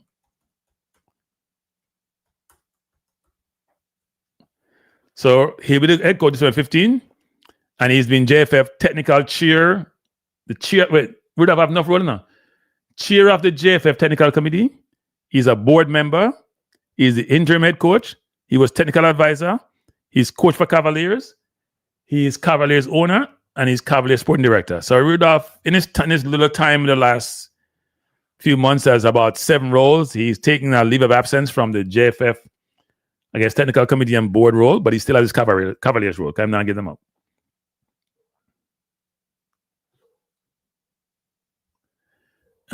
Kranky keep flagging a dead horse. Well, I mean, Paul Edwards, thanks for joining me. And hit the like button, Paul Edwards. No, Paul Edwards, I'm doing this because I was listening to the radio today. I was listening to the radio yesterday and the day before, and they keep talking about it. So why wouldn't I want to talk about it? It's news. Get over yourself, Paul Edwards. Oh, you don't know it's news. You know, Paul, you gotta get up more, Paul. Get up more. You're too locked up where you are. Get up more, Paul. So current status. Miguel Coley is going to be his interim Reggae Boyz, his interim assistant for the Reggae Boyz. Maybe longer. Before that, Miguel had a lot of roles, a lot of assistant coaches. I went through Transfer Market today. He must have worked for like 7 or 8 organizations as assistant coach or reserve coach or whatever it is. Obviously, Whitmore is head coach for Mount Pleasant. And Donaldson was former head of the Chicago team for the Women's League. I think he got let go in 2025 after they started 1-5. Now, in terms of major club successes, obviously Cavalier won about 3 JPL championship and the Caribbean Cup. I don't have the club success for Miguel Coley, but he won Manning Cup 5 years straight for JC. And then we have Tapa, who won JPL and who also won the Caribbean Cup into the club competition. Colin, my man, thanks for the super chat, Colin. I truly appreciate you, sir. Appreciate the super chat, Colin. Bless up. Hey, Colin, how come you're not a member yet, Colin? Okay, well, super chat you give me, I appreciate it, but you have to join the membership club, Colin, man. About 6 people already in the Colin. It's growing. I thought you'd be one of the first ones. In terms of major international accomplishment, Speed now international head coaching. Miguel Coley was assistant to Schaefer. That's why him get to go overseas. And then Tapa was assistant twice, I think it was. Then head coach twice, if I'm not mistaken. And in terms of international coach, we know what Donaldson did. Now, if you think about key debate issues, when you think about these coaches, I'm doing a comparative here now. Conflict for Rudolph, the main issue is about his conflict of interest. And also, he's a member. I see people. See Colin come a member. Bless up, Colin. Appreciate the membership, Colin. Appreciate it, Colin. See the people, the membership are growing. Don't be left out. I'm up to 7 now. Zebev started off, and so we go 7 in no time. Thanks, Colin. Appreciate it. People only cost about $3 now, $2.99, I think it is. You're not gonna kill your pocket. And by the way, when I get up to a certain number, when I get to 20, I'm gonna start doing 2 things. One is videos solely for members, and then if I drop a couple of videos, I go to the members first before we go public with it. So I get members certain privileges. And I'm also gonna have some kind of, I'm bringing out it, but something else for members. But anyway, what are the key debate issues? Conflict of interest for Rudolph. You may mention about 7 jobs the man have, even though him said take a leave of absence from 2. By the way, he my head coach with the national team, and he still own Cavaliers and still coach Cavaliers. In terms of issue relating to Coley, not a lot of senior head coaching roles. In fact, none that I can recall, where he's a head coach for a major institution or a country or even club for that matter. If you think about Whitmore, which is similar to Donaldson, both have issues with the JFF. You know what's the theme, people? There's very few coaches that have issue with the JFF, you know. Now, when Schaefer leave, him leave because of money, him never get PA money, right? And so the JFF. When John Wall leave, him go FIFA and get money to the JFF because them fire him inappropriately. When Hargreaves leave, him divorce the JFF. When the under 20 coach leave, them have some fallout with the JFF. And then just not even tell him, say them fire him, just get rid of him. When Whitmore leave, a fallout with the JFF. And when John Barnes leave, a follow up with the JFF because they want to tell him what to do. They say they can't tell him what to do. And people. And when Donaldson leave, they don't renew him contract. Them say, but I fire him because he couldn't get out with a board member. So in every instance, now normally when coaches have situation with management, when them leave coach, it's normally not the best situation, right? These are not people leaving because they're happy and they got another job or they just didn't perform well and we got rid of them. It's always something which is not normal in terms of the departure of the individual from the organization. It's crazy. I know I leave that.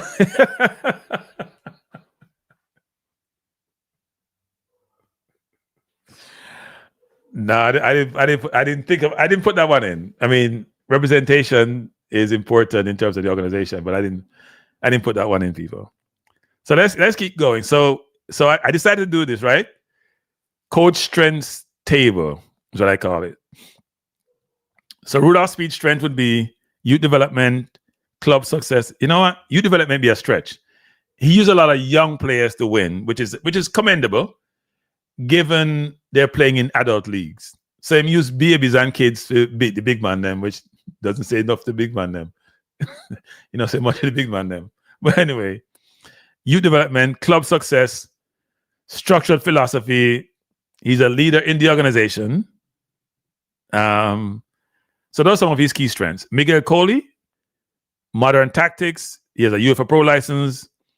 Did well at JC for a number of years. Deemed to be someone who's analytical and can develop youth. Let me hear national now. Hey, national. I'll call you out to the national. National. If you come from my program, I call me up. I'll call you out to the national. I warn you. Here, I say national. If you call me out from my program, I'll call you out too.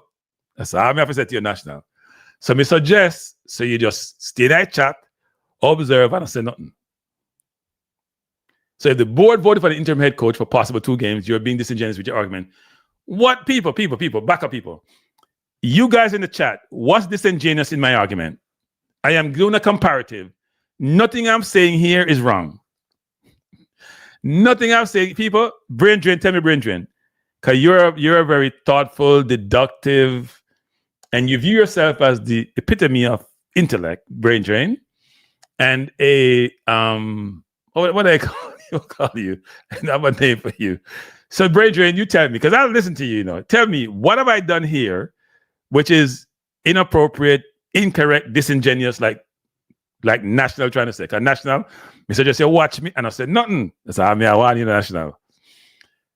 All I'm doing is doing a comparative between coaches and pointing out strengths and developmental areas. That's all.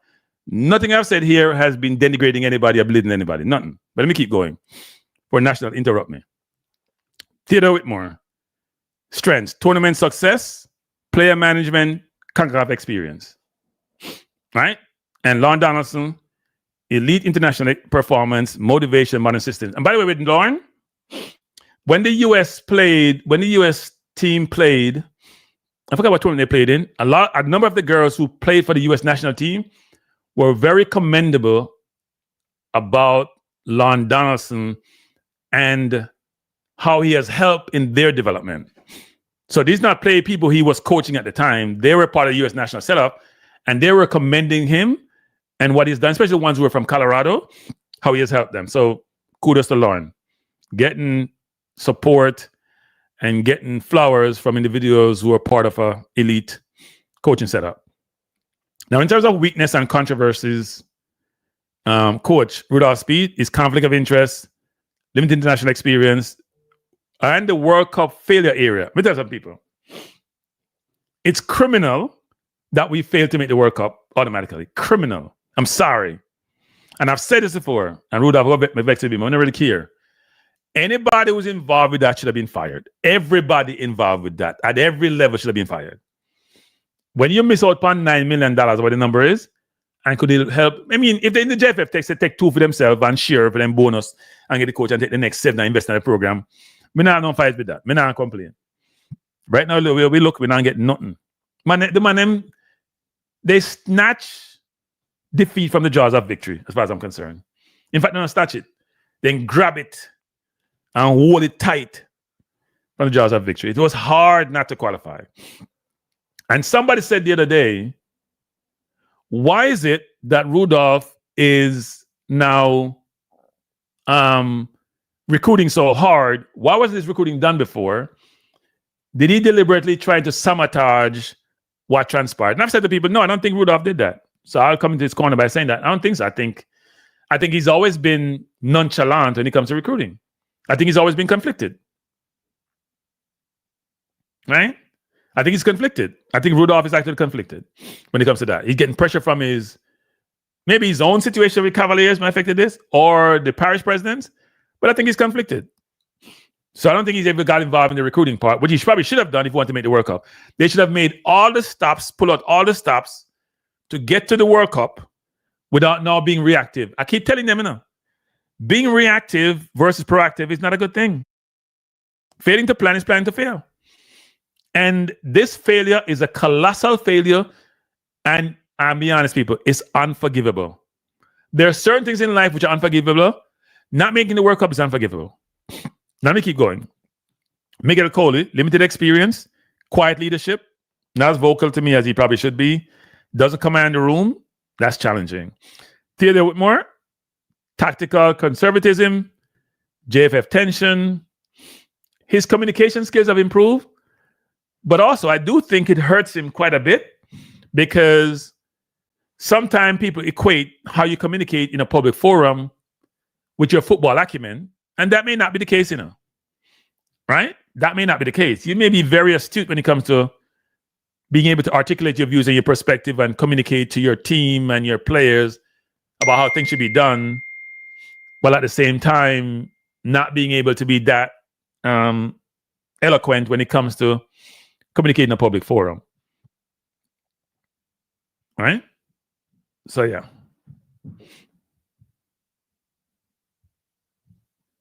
So somebody just sent me something. I'm going to read it after I go through this. And by the way, Lord Donaldson, his weakness starts controversies, JFF fallout, and the outspoken nature concerns, which is Lana camouflage. I must say. I want to tell you what I have in mind. Somebody just sent me this. If I read it out, it says 10 reasons why Mr. Speed can take Jamaica to the World Cup. It's not even look like Rudolph. By the way, Rudolph.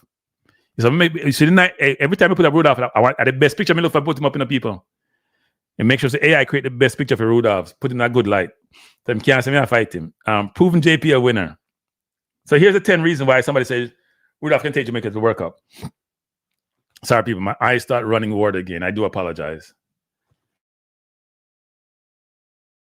Come, people, hit the like button. I came out here this evening under the weather, so please support me. So here's the list for Rudolph. I'm keep going through the list that I have here. What's the next list I'm gonna come up with? I'm gonna come up with achievement table. Let me just say this: proven JPL winner, Caribbean Cup champion, knows local talent inside out. You can look at people belly. Understands overseas Reggae Boyz, brave attacking tactics. They have come out after brave. Somebody told me it's brave attacking tactics. You know, come on, people. This is not 2 adjectives. But anyway, big personality under pressure, top CONCACAF A license, brings continuity, not chaos, 1 mission World Cup 26. So let me just pull out the ones I think apply. Proven JPL winner don't mean anything. Caribbean Cup champion a little bit. Knowing local talent don't mean anything.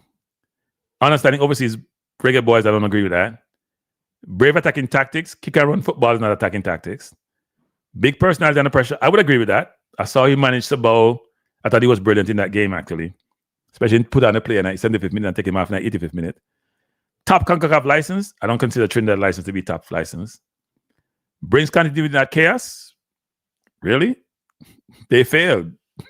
One mission, World Cup 2026. I don't know what the hell that is. Somebody really had that thumbnail. Why don't send this to me, people? Not get me. Somebody say must say it's 10 work. I must say 1.5 out of 10. Me agree with. Right.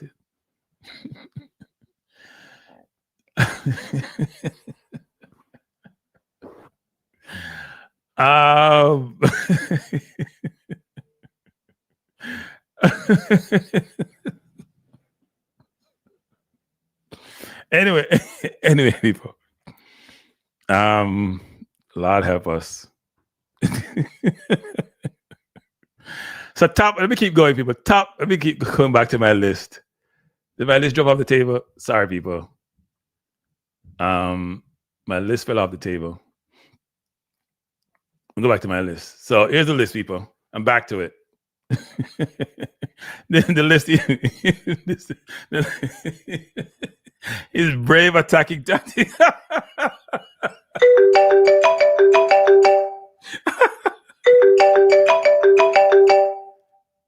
Jay, I'm gonna call it back. I'm finish my list first, Jay. I'm finish. I'm gonna call it back. Cool. All right, cool. Let me just finish. Go through the script, people. I'm gonna take the call. Top achievement table. Rudolph was JPL champion for 3 years, Caribbean Cup champion 2024, and he used BABs to win titles. So there's a lot to be said for that. But when you're a coach of Reggae Boyz, I grew up your coach. Miguel Coley, 5 Manny Cup titles, law assistant, and national team assistant, youth player development. These are top achievements, people. Whitmore, Caribbean Cup 2010, Gold Cup final, Gold Cup semifinal, and he's now Caribbean Club Championship. And he also won the JPL in 23. I forgot to put that here. And then Lon Donaldson take us to the last 16 World Cup. He went to the playoffs for his NWSL team last year. Then he went to the quarterfinals and got positive results against two of the best teams in the world in the women's game. So who is best for what? This is a quick ranking table. International experience winner is Lon Donaldson. Best global tournament performance. Men's national team success, Theodore Whitmore. Caribbean Cup, Gold Cup final, semifinal. Coaching qualification, Miguel Coley, UEFA Pro license. And development system, Rudolph Speed, but we're not in the development business. It's like these are the Reggae Boyz we're talking about. Tournament pedigree, Whitmore and Donaldson. Elite results under pressure. Most controversial, Rudolph Speed. Overlapping JFF roles. Safest local appointment, Theodore Whitmore. Proven and stable. And best modern coach, Lon Donaldson, modern tactics. So out of 8 categories I come up with, Rudolph only win 1, youth development. And we're not using no youth night tournament. So this was my list, people. You see it? We spent some time to do this, That's my list. Rudolph never really win when it comes to who is best based on a table of different categories, including international experience, men's national team success, coaching qualification, development system, tournament pedigree, most controversial, etc. I can't take your call, Coconut, Florida, because I told Jay I'll call him back. I'll call back Jay first, then I'll call you back.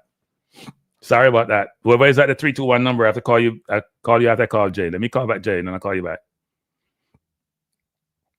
Or Jay, if you hear me, Jay, please call me now, because you were first, and I have to make sure you come in first. I'm trying to find Jay's number, people. Where is it? I don't see it. Hey, Jay, if you listen, Jay, okay, here's Jay. Jay, bless up. Yo, blessings. Yeah, man.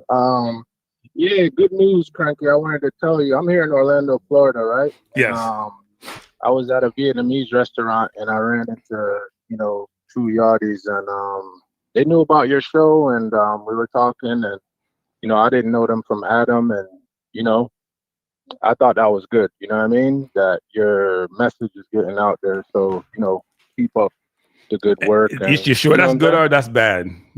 No, they were speaking positively about it. Oh, okay. They weren't beating me. They weren't beating me. Okay. No. Everything was positive. They were like, yeah, I have to check Kranky to see what Kranky's saying and stuff like that. I was like, yeah, checking my call into Kranky all the while. And yeah, it wasn't even at a Jamaican restaurant. That's what I thought was cool about it. I was at a Vietnamese restaurant and ran into them brothers. But so you're saying Jamaicans love Vietnamese food? Yeah, it was a vegan Vietnamese restaurant. Vegan, that's even better. That's even better, people. Yeah. Vegan Vietnamese, that's even better. Yeah, man. Yeah. So that was good. You know what I'm saying? Yeah, that's good. One thing I wanted to put out there, yeah, these stories that they're coming with, it's a self-hatred issue. That's a red herring. I don't know, that term, a red herring. People know what that means, but that's when a journalist puts out something that is a distraction towards the real problem that you're facing. So to put Cadamarteri on the Gleaner and try to make it about colonialism and all that stuff, that's straight BS. You know what I mean? We shouldn't, like you said, how low can you go? You know what I mean? Yeah. And that brother is the future of the strike force. I foresee that youth making it to Premier League in the next couple of years. So why are we gonna bat him up? I really wish he would have scored that goal too, because then that would have shut all them fools up that think like that. You know what? Sometimes things are just not meant to happen, are they? Yeah. It's tragic, right? If he had scored, he'd be a hero. Literal it would hero. have deaded this whole argument for forever. Yes, it would have. Nobody would have been able to say nothing again, because then, look who you guys pointing at. Look who saved us. You know what I'm saying? In the last minute. So especially when he was put on late in the game too. Yeah.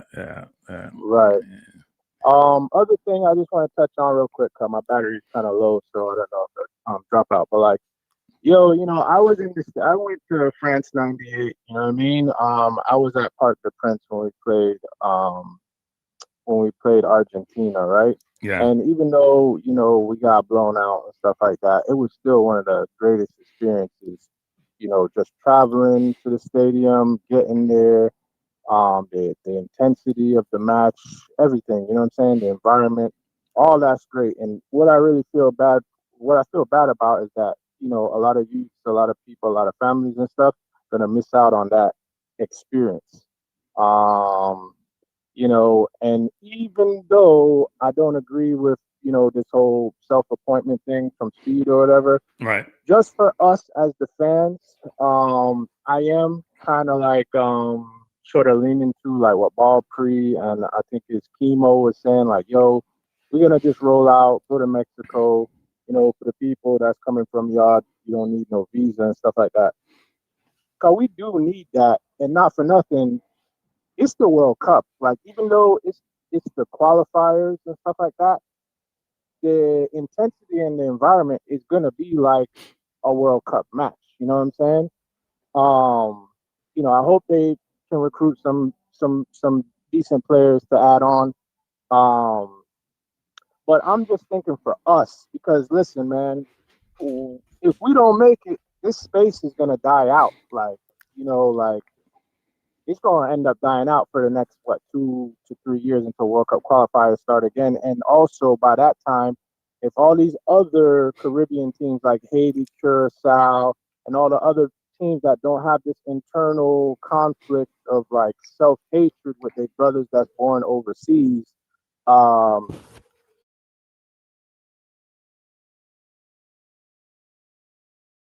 you know what I mean? Yeah. And we're gonna get left behind. I mean, I heard other people say that as well, but it's you're gonna see that come to fruition, and like you said, we're gonna be in the doldrums like West Indies cricket. So yeah, man. I think West Indies cricket have bowlers, just having the batsmen. They have bowlers. They'll bowl somebody for 200, then they make 700 next inning. But the batsman will always collapse. I would like to see us link up as the fans, as the real ultras and stuff like that. Kind of like how we did when we had the team for that Gold Cup in Orlando, and I know everybody came down. That stuff's important. I think we deserve something because the fans that really been diehard, not bandwagon fans. I mean, man, we need something, man. You know what I mean? I am very I am not overly optimistic when they make the World Cup. But you're right. If Jamaica had made the World Cup, it would have been awesome, actually. Like awesome. Like ridiculously. Think about it. Because even the people who don't go to games naturally, they would go to the game. They would figure out a way to get to the game. They would pay I would pay for some of the exorbitant price. Jamaica make the World Cup. Guys, what the price is? I'd go to a game. I don't care what the price is. I'd figure it out. Well, right? see, the group that we would have ended up in, I mean, Uzbekistan versus Jamaica, that's not going to sell out. I mean, so that would have been... Hey, man, it's World Cup. You never know. World Cup, people are desperate.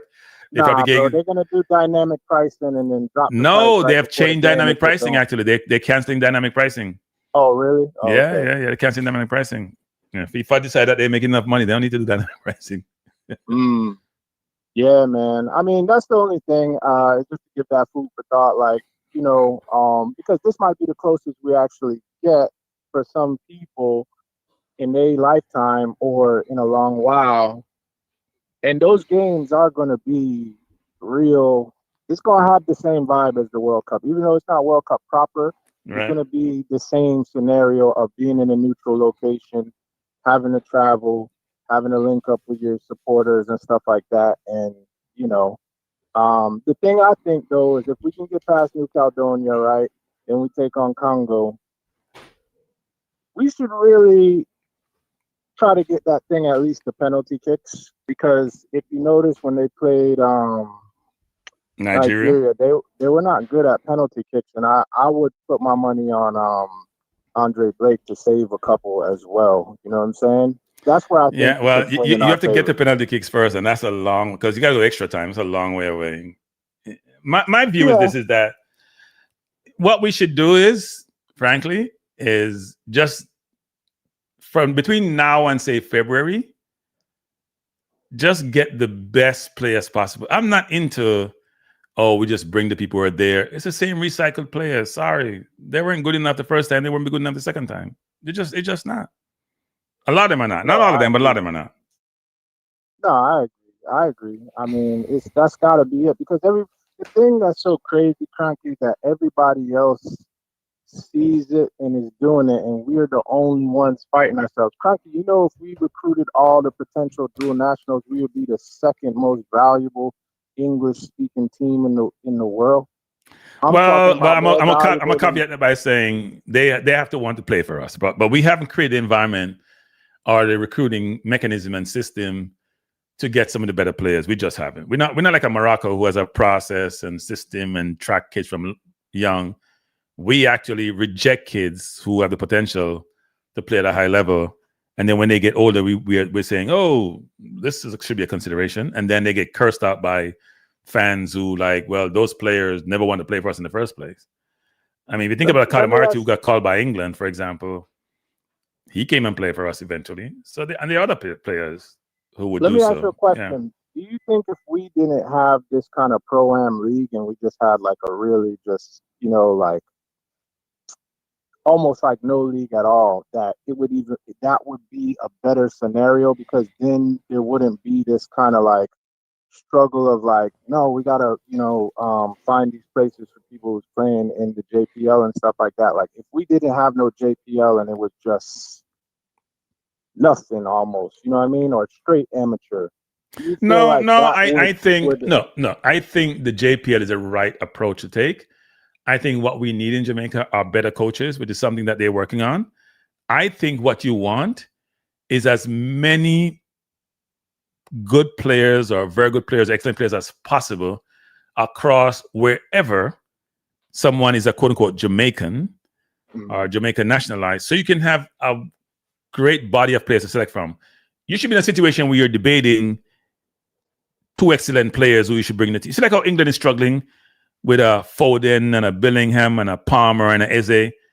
That's how I'd like to see us, and we get rid of this whole notion of overseas versus local. We just have four good players playing in one position. You know what? Just pick the best one that fits the coaching system.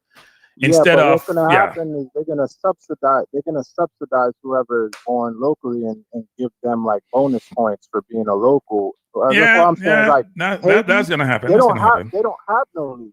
But look how they was able to, you know what I'm saying, add on, and they're going to add on more. They're going to add on. You know what I mean? Yeah. They're gonna add on their Premier League players and all that. I heard Alan St. Maximum might be coming and stuff like that.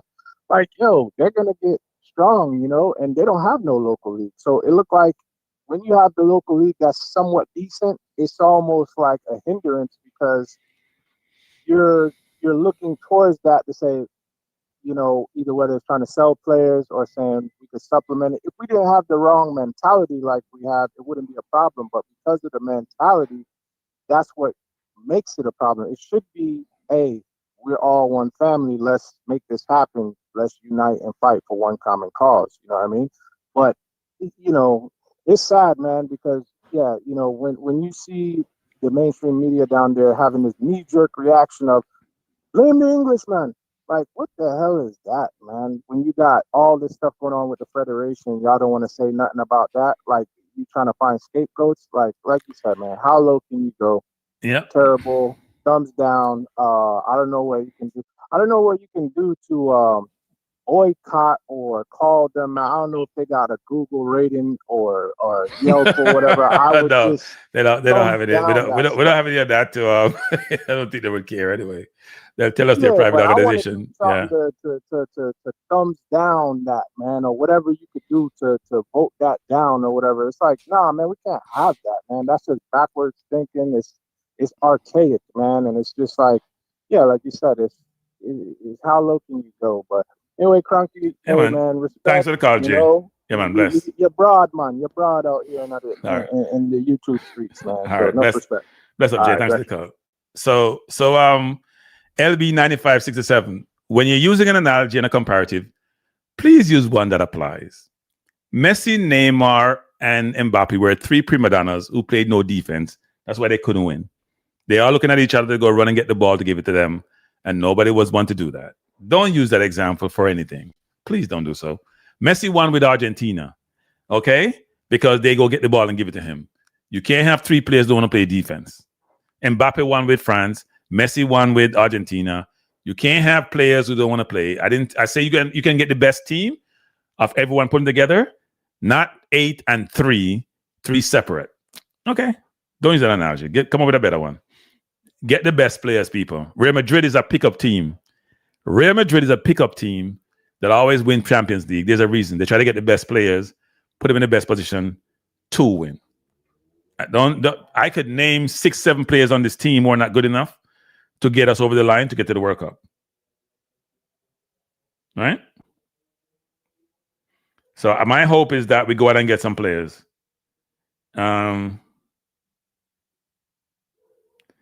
Somebody just sent me something here.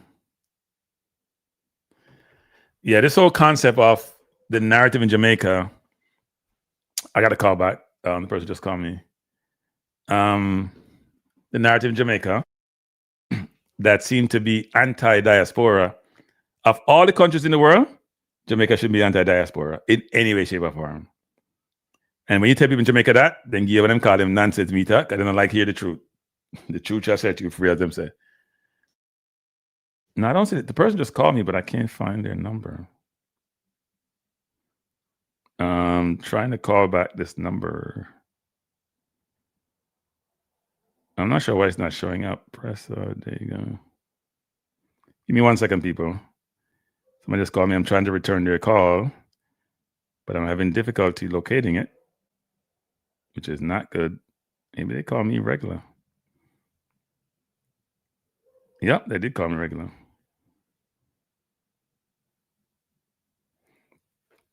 I'll call back the number and see what happens. Let's hope they realize they're on radio.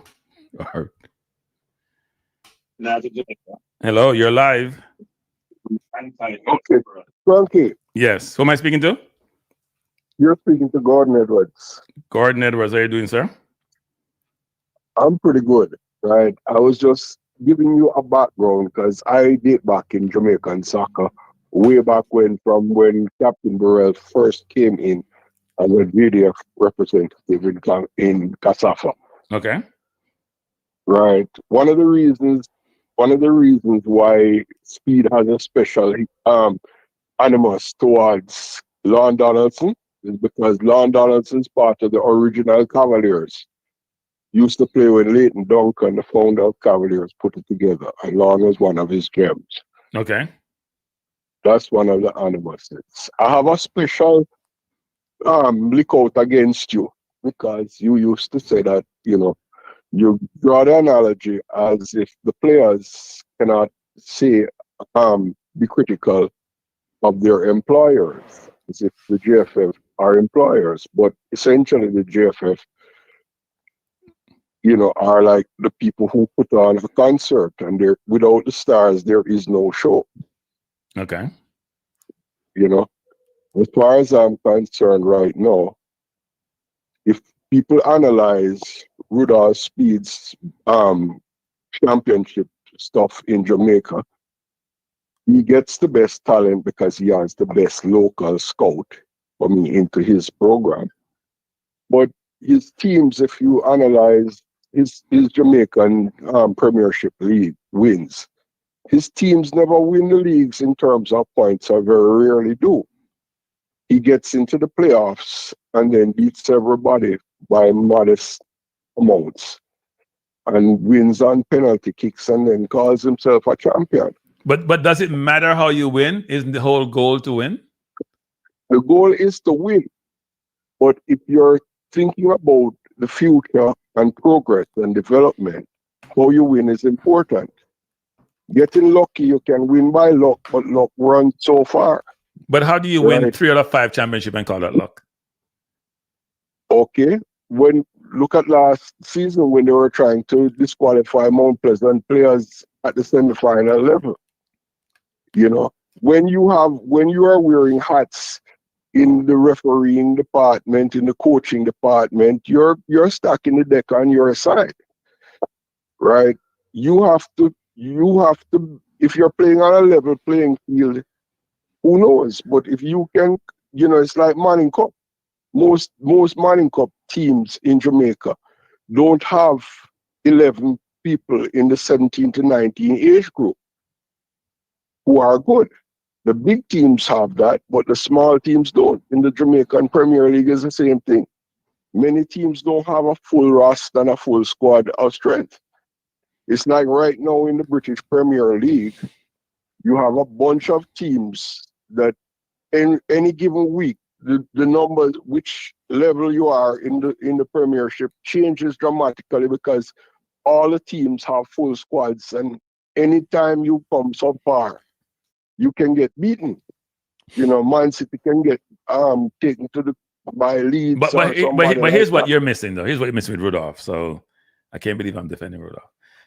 Here's what you're missing with Rudolph. So Rudolph, even if you have the best scout in Jamaica, Rudolph doesn't have the same resource that Mount Pleasant has, or maybe even Montego Bay has, and yet he still beats them when it comes to playoff, which may say a lot about them versus him, but it does say that he's doing something right to get over the line and don't win the regular season, because the goal is not to win the regular season. The goal is to be champion at the end of the day.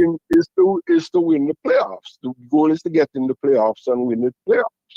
But what I'm saying to you is, when you look into the overall systems, you yourself pointed out that when he played Caribbean competition, like one of the people who put in a while ago that how he plays attacking football. He has played against outside Caribbean competition and hasn't scored a goal. That is true. He's lost 10-0. Yes. Yeah. Those are facts. Those are facts. And what I'm saying to you is that one of the things that the JFF as a whole, if they ever become introspective, they should look into the fact that most of these coaches, right, are coaching 5, 6, 8 different teams at the same time. Because one of the caps you didn't put on, Rudolph is also sporting director for Monroe College, right? Yeah, no, Rudolph has a lot of roles. He has about 25 different caps. He has a lot of roles. Most of the coaches who they have named to the national teams, the junior coaches, each of them have like 10 different teams coaching. And there's nobody on but I think we have to be fair though, which is it's a unique situation, right? Because the compensation level is not that great at the coaching level. So you have to do 4 or 5 jobs just to make enough to sustain yourself, don't you? Yes, but what I'm saying is, it's like somebody playing chess in a chess club and then trying to take on an international. When you step out of your sphere, you're going into the international grandmaster stage. You're coming up against the international grandmasters. And if you are playing just at a club level, you're already at serious deficit to go up against a grandmaster. So how would you fix that? Because I always believe in solutions, right, to problems. So when I raise problems, I always try to propose solutions. So what would you fix that? First of all, one of the major things that they need to do is Jamaica has son and son to sell. The TFF should either invite down a cadre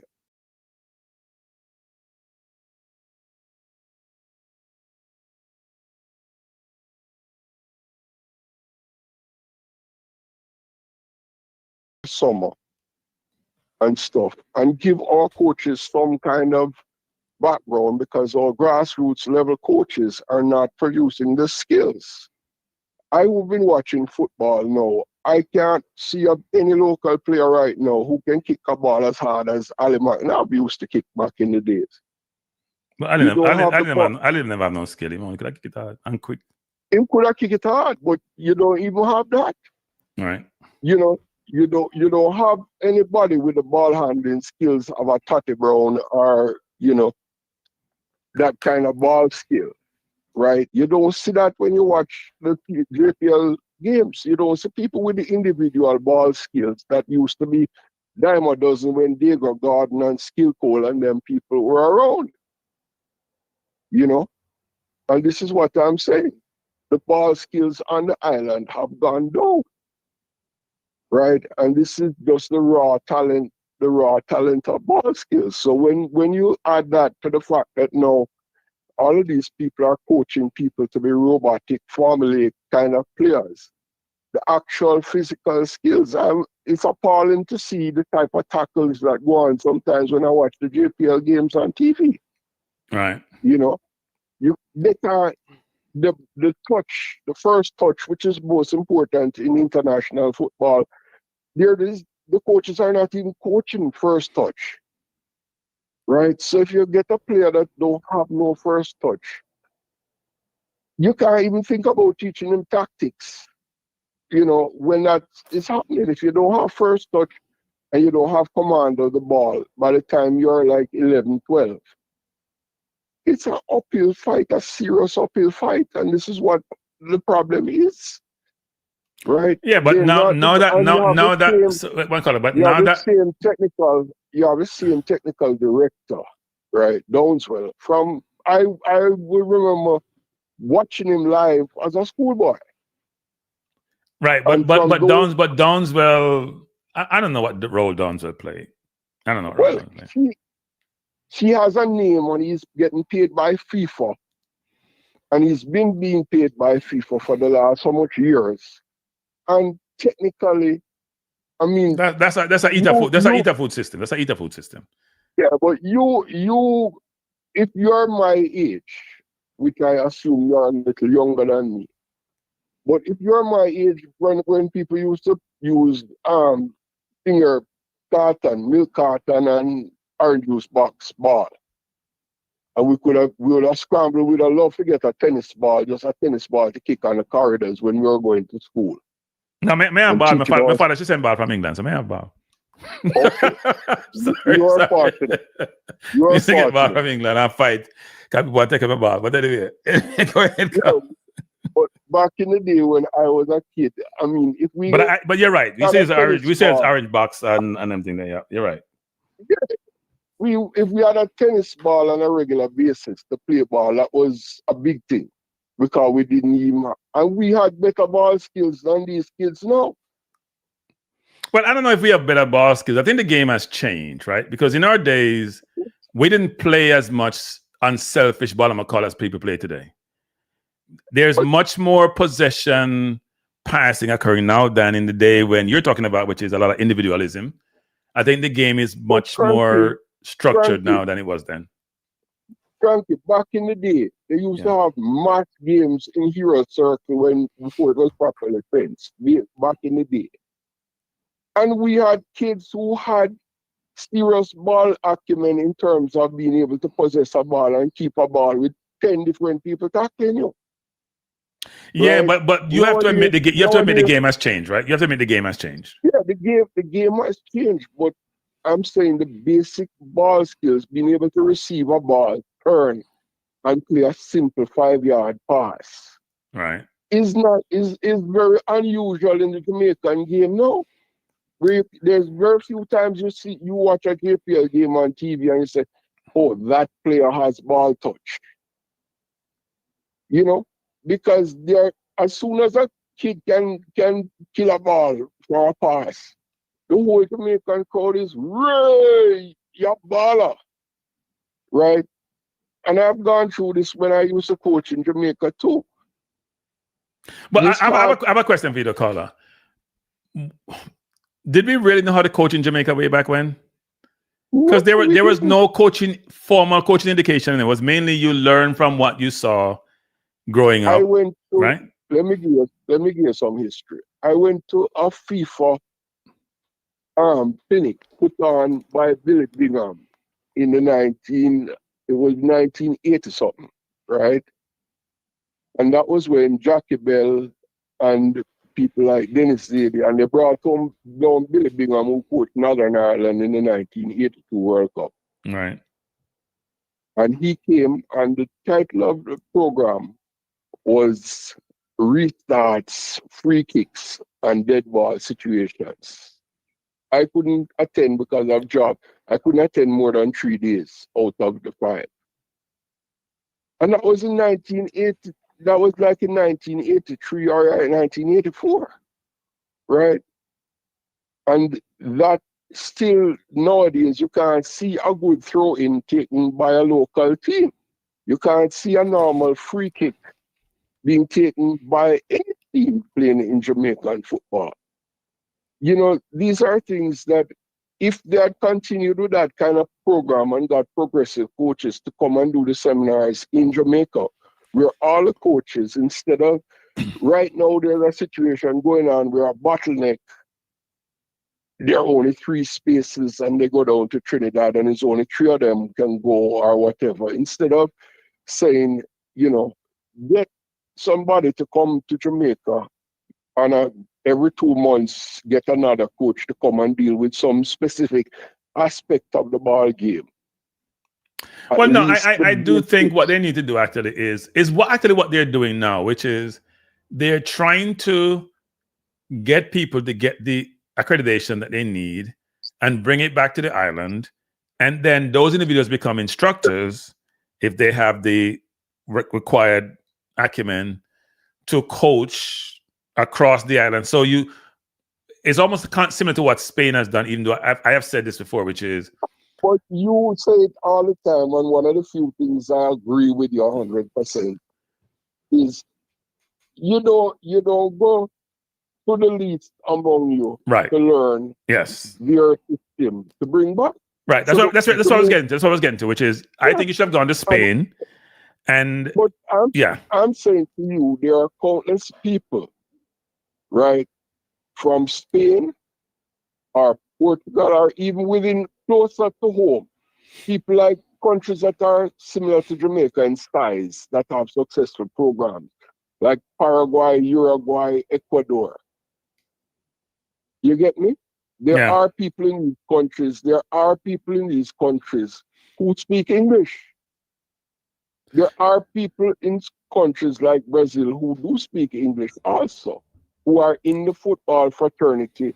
And if you say, I'll give you a week vacation in Jamaica at one hotel if you will have 3 or 4 sessions with our coaches. Well, a Spanish hotel them anyway. Okay. A Spanish hotel them. But can I work with a Spanish hotel them to get some people to come over? If I can go to a hotel and say, give us a room for a week at a price, and I can find enough sponsorship to get a plane fare for somebody to come, you don't think these young coaches will come? Yeah, no, my view is this, is that and people don't even realize, and I've said this numerous times, if you look at this coach, this Spain coaching pipeline and pedigree, they churn out coaches. It's a conveyor belt of coaches. They have the most U of a pro licensed coach and A licensed coaches across the globe, period. They have more pro licensed coaches, I think, like twice as much as any other country, and their population is not as big as those countries. And their coaches, whether it's Pep or Teta or the Bournemouth coach, whoever they are, if it's Luis Enrique, they have coaches all over the world doing excellent. If you could think per capita per coach, they're doing the best in the world. So why wouldn't I want to see what their strategy is and leverage their strategy to help me become best in class versus somebody next door that's convenient? Well, this is what is going on right now. These are the things that, I mean, okay, people in Jamaica don't like English football, but the English FA has reworked their system that now there's young English talent that is playing international class football. So much so that England is starting to export the Bellinghams and people, you know, to Germany, to different places, to Spain, because they are that good and they're that talented. Yeah. And, you know, there are, you know, how many young, like, black coaches in England that can't get a coaching job, have done their badges and can't get a coaching job. Yeah, we have heard that quite a bit, and the view is that, is it racism or is it that enough of those individuals who are players haven't transitioned to coaching? And then the question, then what question you're asking is, should places like Jamaica be trying to leverage some of those coaches, bring them in, and see what their capabilities are? Those are also questions. Okay. Give you an example, a Jamaican example, right?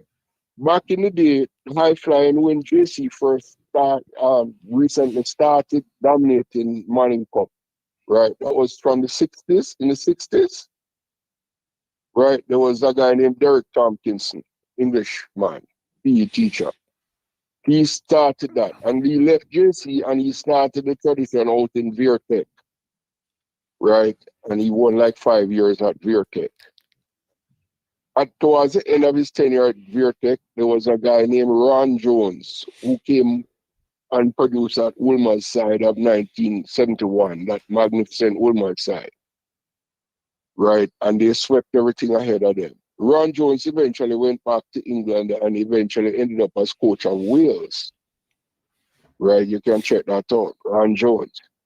But what I'm saying is, these are PE teachers. I remember when I went to JC back in the day, they had a guy who was a former Manchester United babe who was a PE teacher. He didn't actually take over the Manning Cup team, but he was actually one of the young Manchester United players coming through their system, right?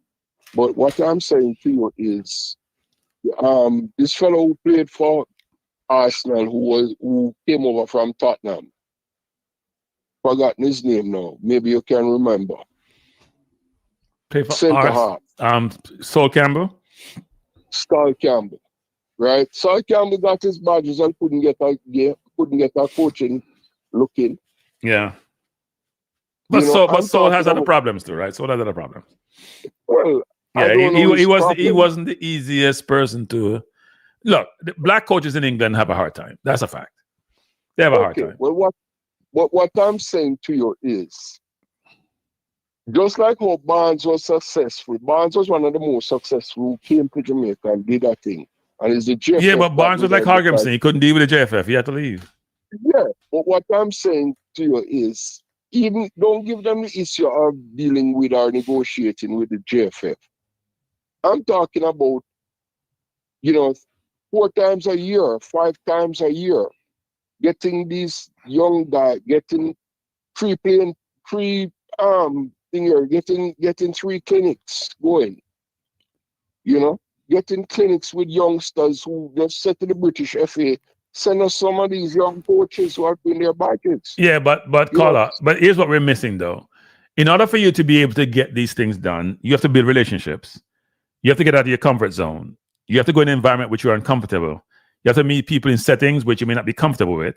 You have to have a system and a process and a model that's going to allow you to think about what the strategy is and have a mechanism and means to execute that strategy. We don't do that. We talk a good game. We don't have the people in place to do so.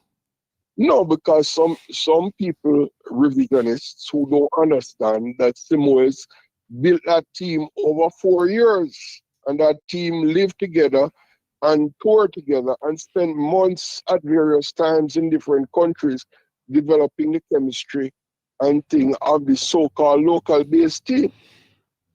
And this is, you can do that with amateurs, but you can't do that with players who are playing for professional football for other clubs. That was then. This is now. And because the people are denied that kind of knowledge of, the players can tell you that they spent months in various countries. You know, playing several, when you hear the interviews of the players, they must get in some 6 love and 8 love from some big belly man until they learn the skills of the game requisite to playing the game. It wasn't just overnight that that team was picked up, right? But we have a cricket mentality that says, you know, you can just pick some players and throw them together and everything will mesh. No, it takes some forethought and some overview to be able to put the requisite pieces in the requisite slots. Yeah. You can't coach that way. And I mean, if you know, when I came to the US, coming out of the Jamaican system, when I first went in to talk to a coach who was coaching in the US, and he said that one plays in the number 3 and that one plays the number 6. Jamaica wasn't even up to that point where they knew what the roles were. So when you interview, you were a US college coach back in those days, and you call a Jamaican player and them say, you know, them say Kranky can play, he's a baller, check him out. And the coach said to Kranky, what is your position? What position do you play? What role do you play in a team? The Jamaican player would have told you, he's a baller. But he would have told you, play midfielder, right? You know what I mean? He doesn't identify with a specific role. If you say, what is your strengths? What are your playing strengths? Are you good tracking a player? Are you good tackling? Are you good heading the ball? Are you good? You know, these are the basics of the game. And our players aren't focused on the game from that point of view. So to summarize the conversation I've just had with you, I have a question for you. And in a few sentences or less, if you were head of the Jamaica Football Federation, what would your primary focus be? Skills. First, produce the skills. What does that mean? I'm just saying at the grassroots level, right? The 6 to 8 year old level in Jamaica, we have lost the ability to produce the skillful player. So you're saying we need to be more technical? We need to be more technical. If you can't retain the ball, you cannot control the ball, then you can't pass the ball. If you don't have retention of the ball, you can't pass it. All right.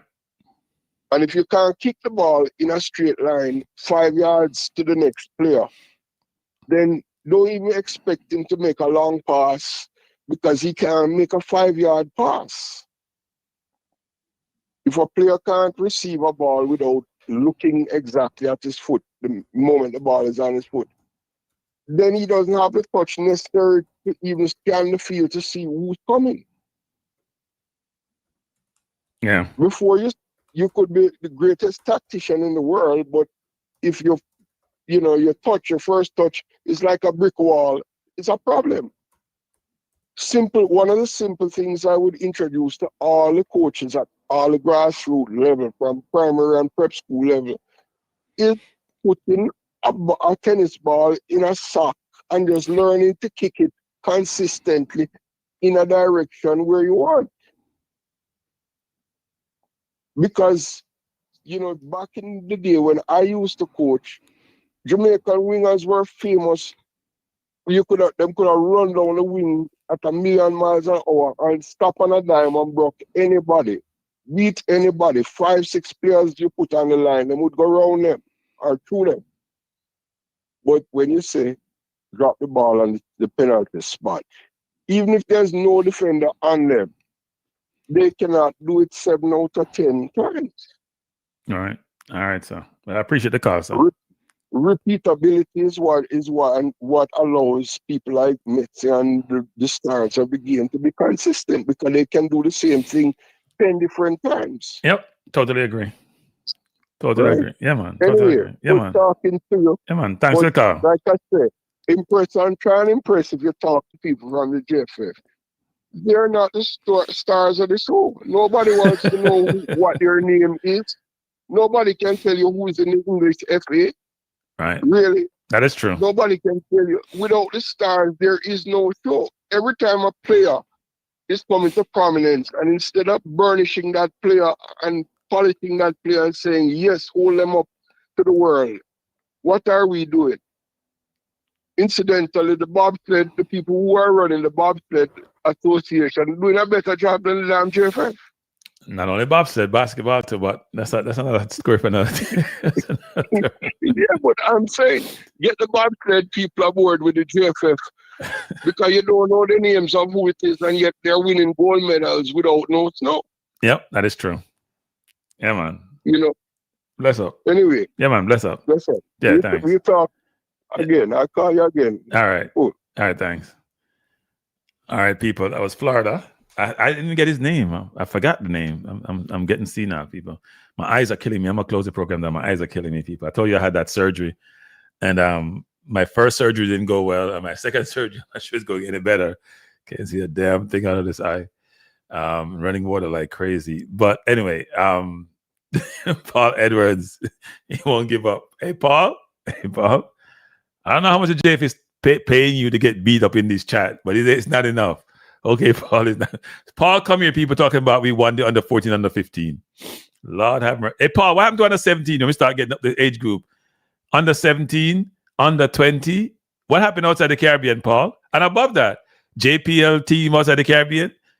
Have we scored a goal yet? Paul, stop it, Paul. Stop it. Paul, won't compare UW or Harvard. UW is a good school, but it ain't no Harvard, Paul. Come on. Paul, I suggest you just observe and don't get yourself in trouble in the chat. Get yourself. Anyway, people, I truly appreciate each of you who come out tonight. I think I like you like the agenda thing, people. I think I like the agenda thing. I used to do the agenda more going forward.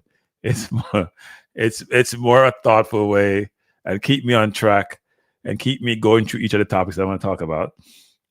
For those of you who follow the EPL, tomorrow's a big day. Arsenal play at 7:30 Eastern Standard Time. If you haven't stopped your clock, do it and wake up. Wake up 7:30 and watch some good football. Watch how people move the ball up the field, people. Watch the interplay between the players, how they move the ball, how they bring people out of position and pass the ball up the field. I know. 6551. That's Paul though. He's trying. I know what the JFF paying Paul, but who is supporting, but he's trying. But no, before you leave, people, if you haven't hit the like button, please do so. And if you haven't subscribed to the channel, and if you haven't become a member, I just got a member tonight, and I know I want to mention it, but I was talking so much. I don't want to mention the member I had tonight. I had two tonight. Well, yes, Michael Roberts became a member. Thank you, Michael. And also, Colin Quest, who always supports the channel, monetarily became a member. And Brain Drain became a member before that, actually. Brain Drain, who I haven't seen in a long time, and it was another channel that's come by. So each of you become members tonight. I truly appreciate you. And everyone who's been in the chat tonight, I truly appreciate you. Thanks for the conversation. Thanks for the engagement. And thanks for the professionalism, actually. Because even though we agree to disagree sometimes, at least I like to see how people are engaging when they disagree. They're not being rude. They're not being obnoxious. They're just indicating how they differ, or the difference they have, and articulating their perspective versus somebody else's, which is the way we should engage as people. And I truly appreciate that. We want to be civil, unlike some other people who kill people in the Caribbean. I'm not getting to that tonight. I'll leave it alone. But by the way, people, I'm going to be dropping about 4 or 5 videos upcoming soon. they're on varying topics. One of them on you know what? I'm gonna do a topic on relationships, but it's not gonna be a video, it's gonna be a live. So I know the females would love to have those conversations. The man them too, because the man need to have it. Me have versatile discussion people. But I may just do it on my Balance View channel, not on this channel in terms of the relationship. I'm gonna do one on AI next week, where AI and I are gonna be on. Myself and an AI will be on having a conversation about a topic. And I'm gonna do one on real estate investing, just the inception process, how you get involved, what you should do, especially those who are starting out and want to invest in properties. So we're gonna have all those conversations next week, people. I know I have some obligations, but it should be good conversation. And I hope you can bring other people to the forum too, not just yourselves, but bring somebody to join. Bring your spouse, male or female, to be part of this conversation. I'm gonna diversify the topics, and hopefully we can have some good conversation. All right. So thanks for being here. Appreciate you being here. Hope you have a wonderful night. What time is it now? Almost 10 o'clock. And enjoy the games tomorrow and enjoy your weekend. I may do a show on Sunday. I'm still trying to figure it out. But enjoy the weekend. All right, everyone. Thanks for being here, and peace out.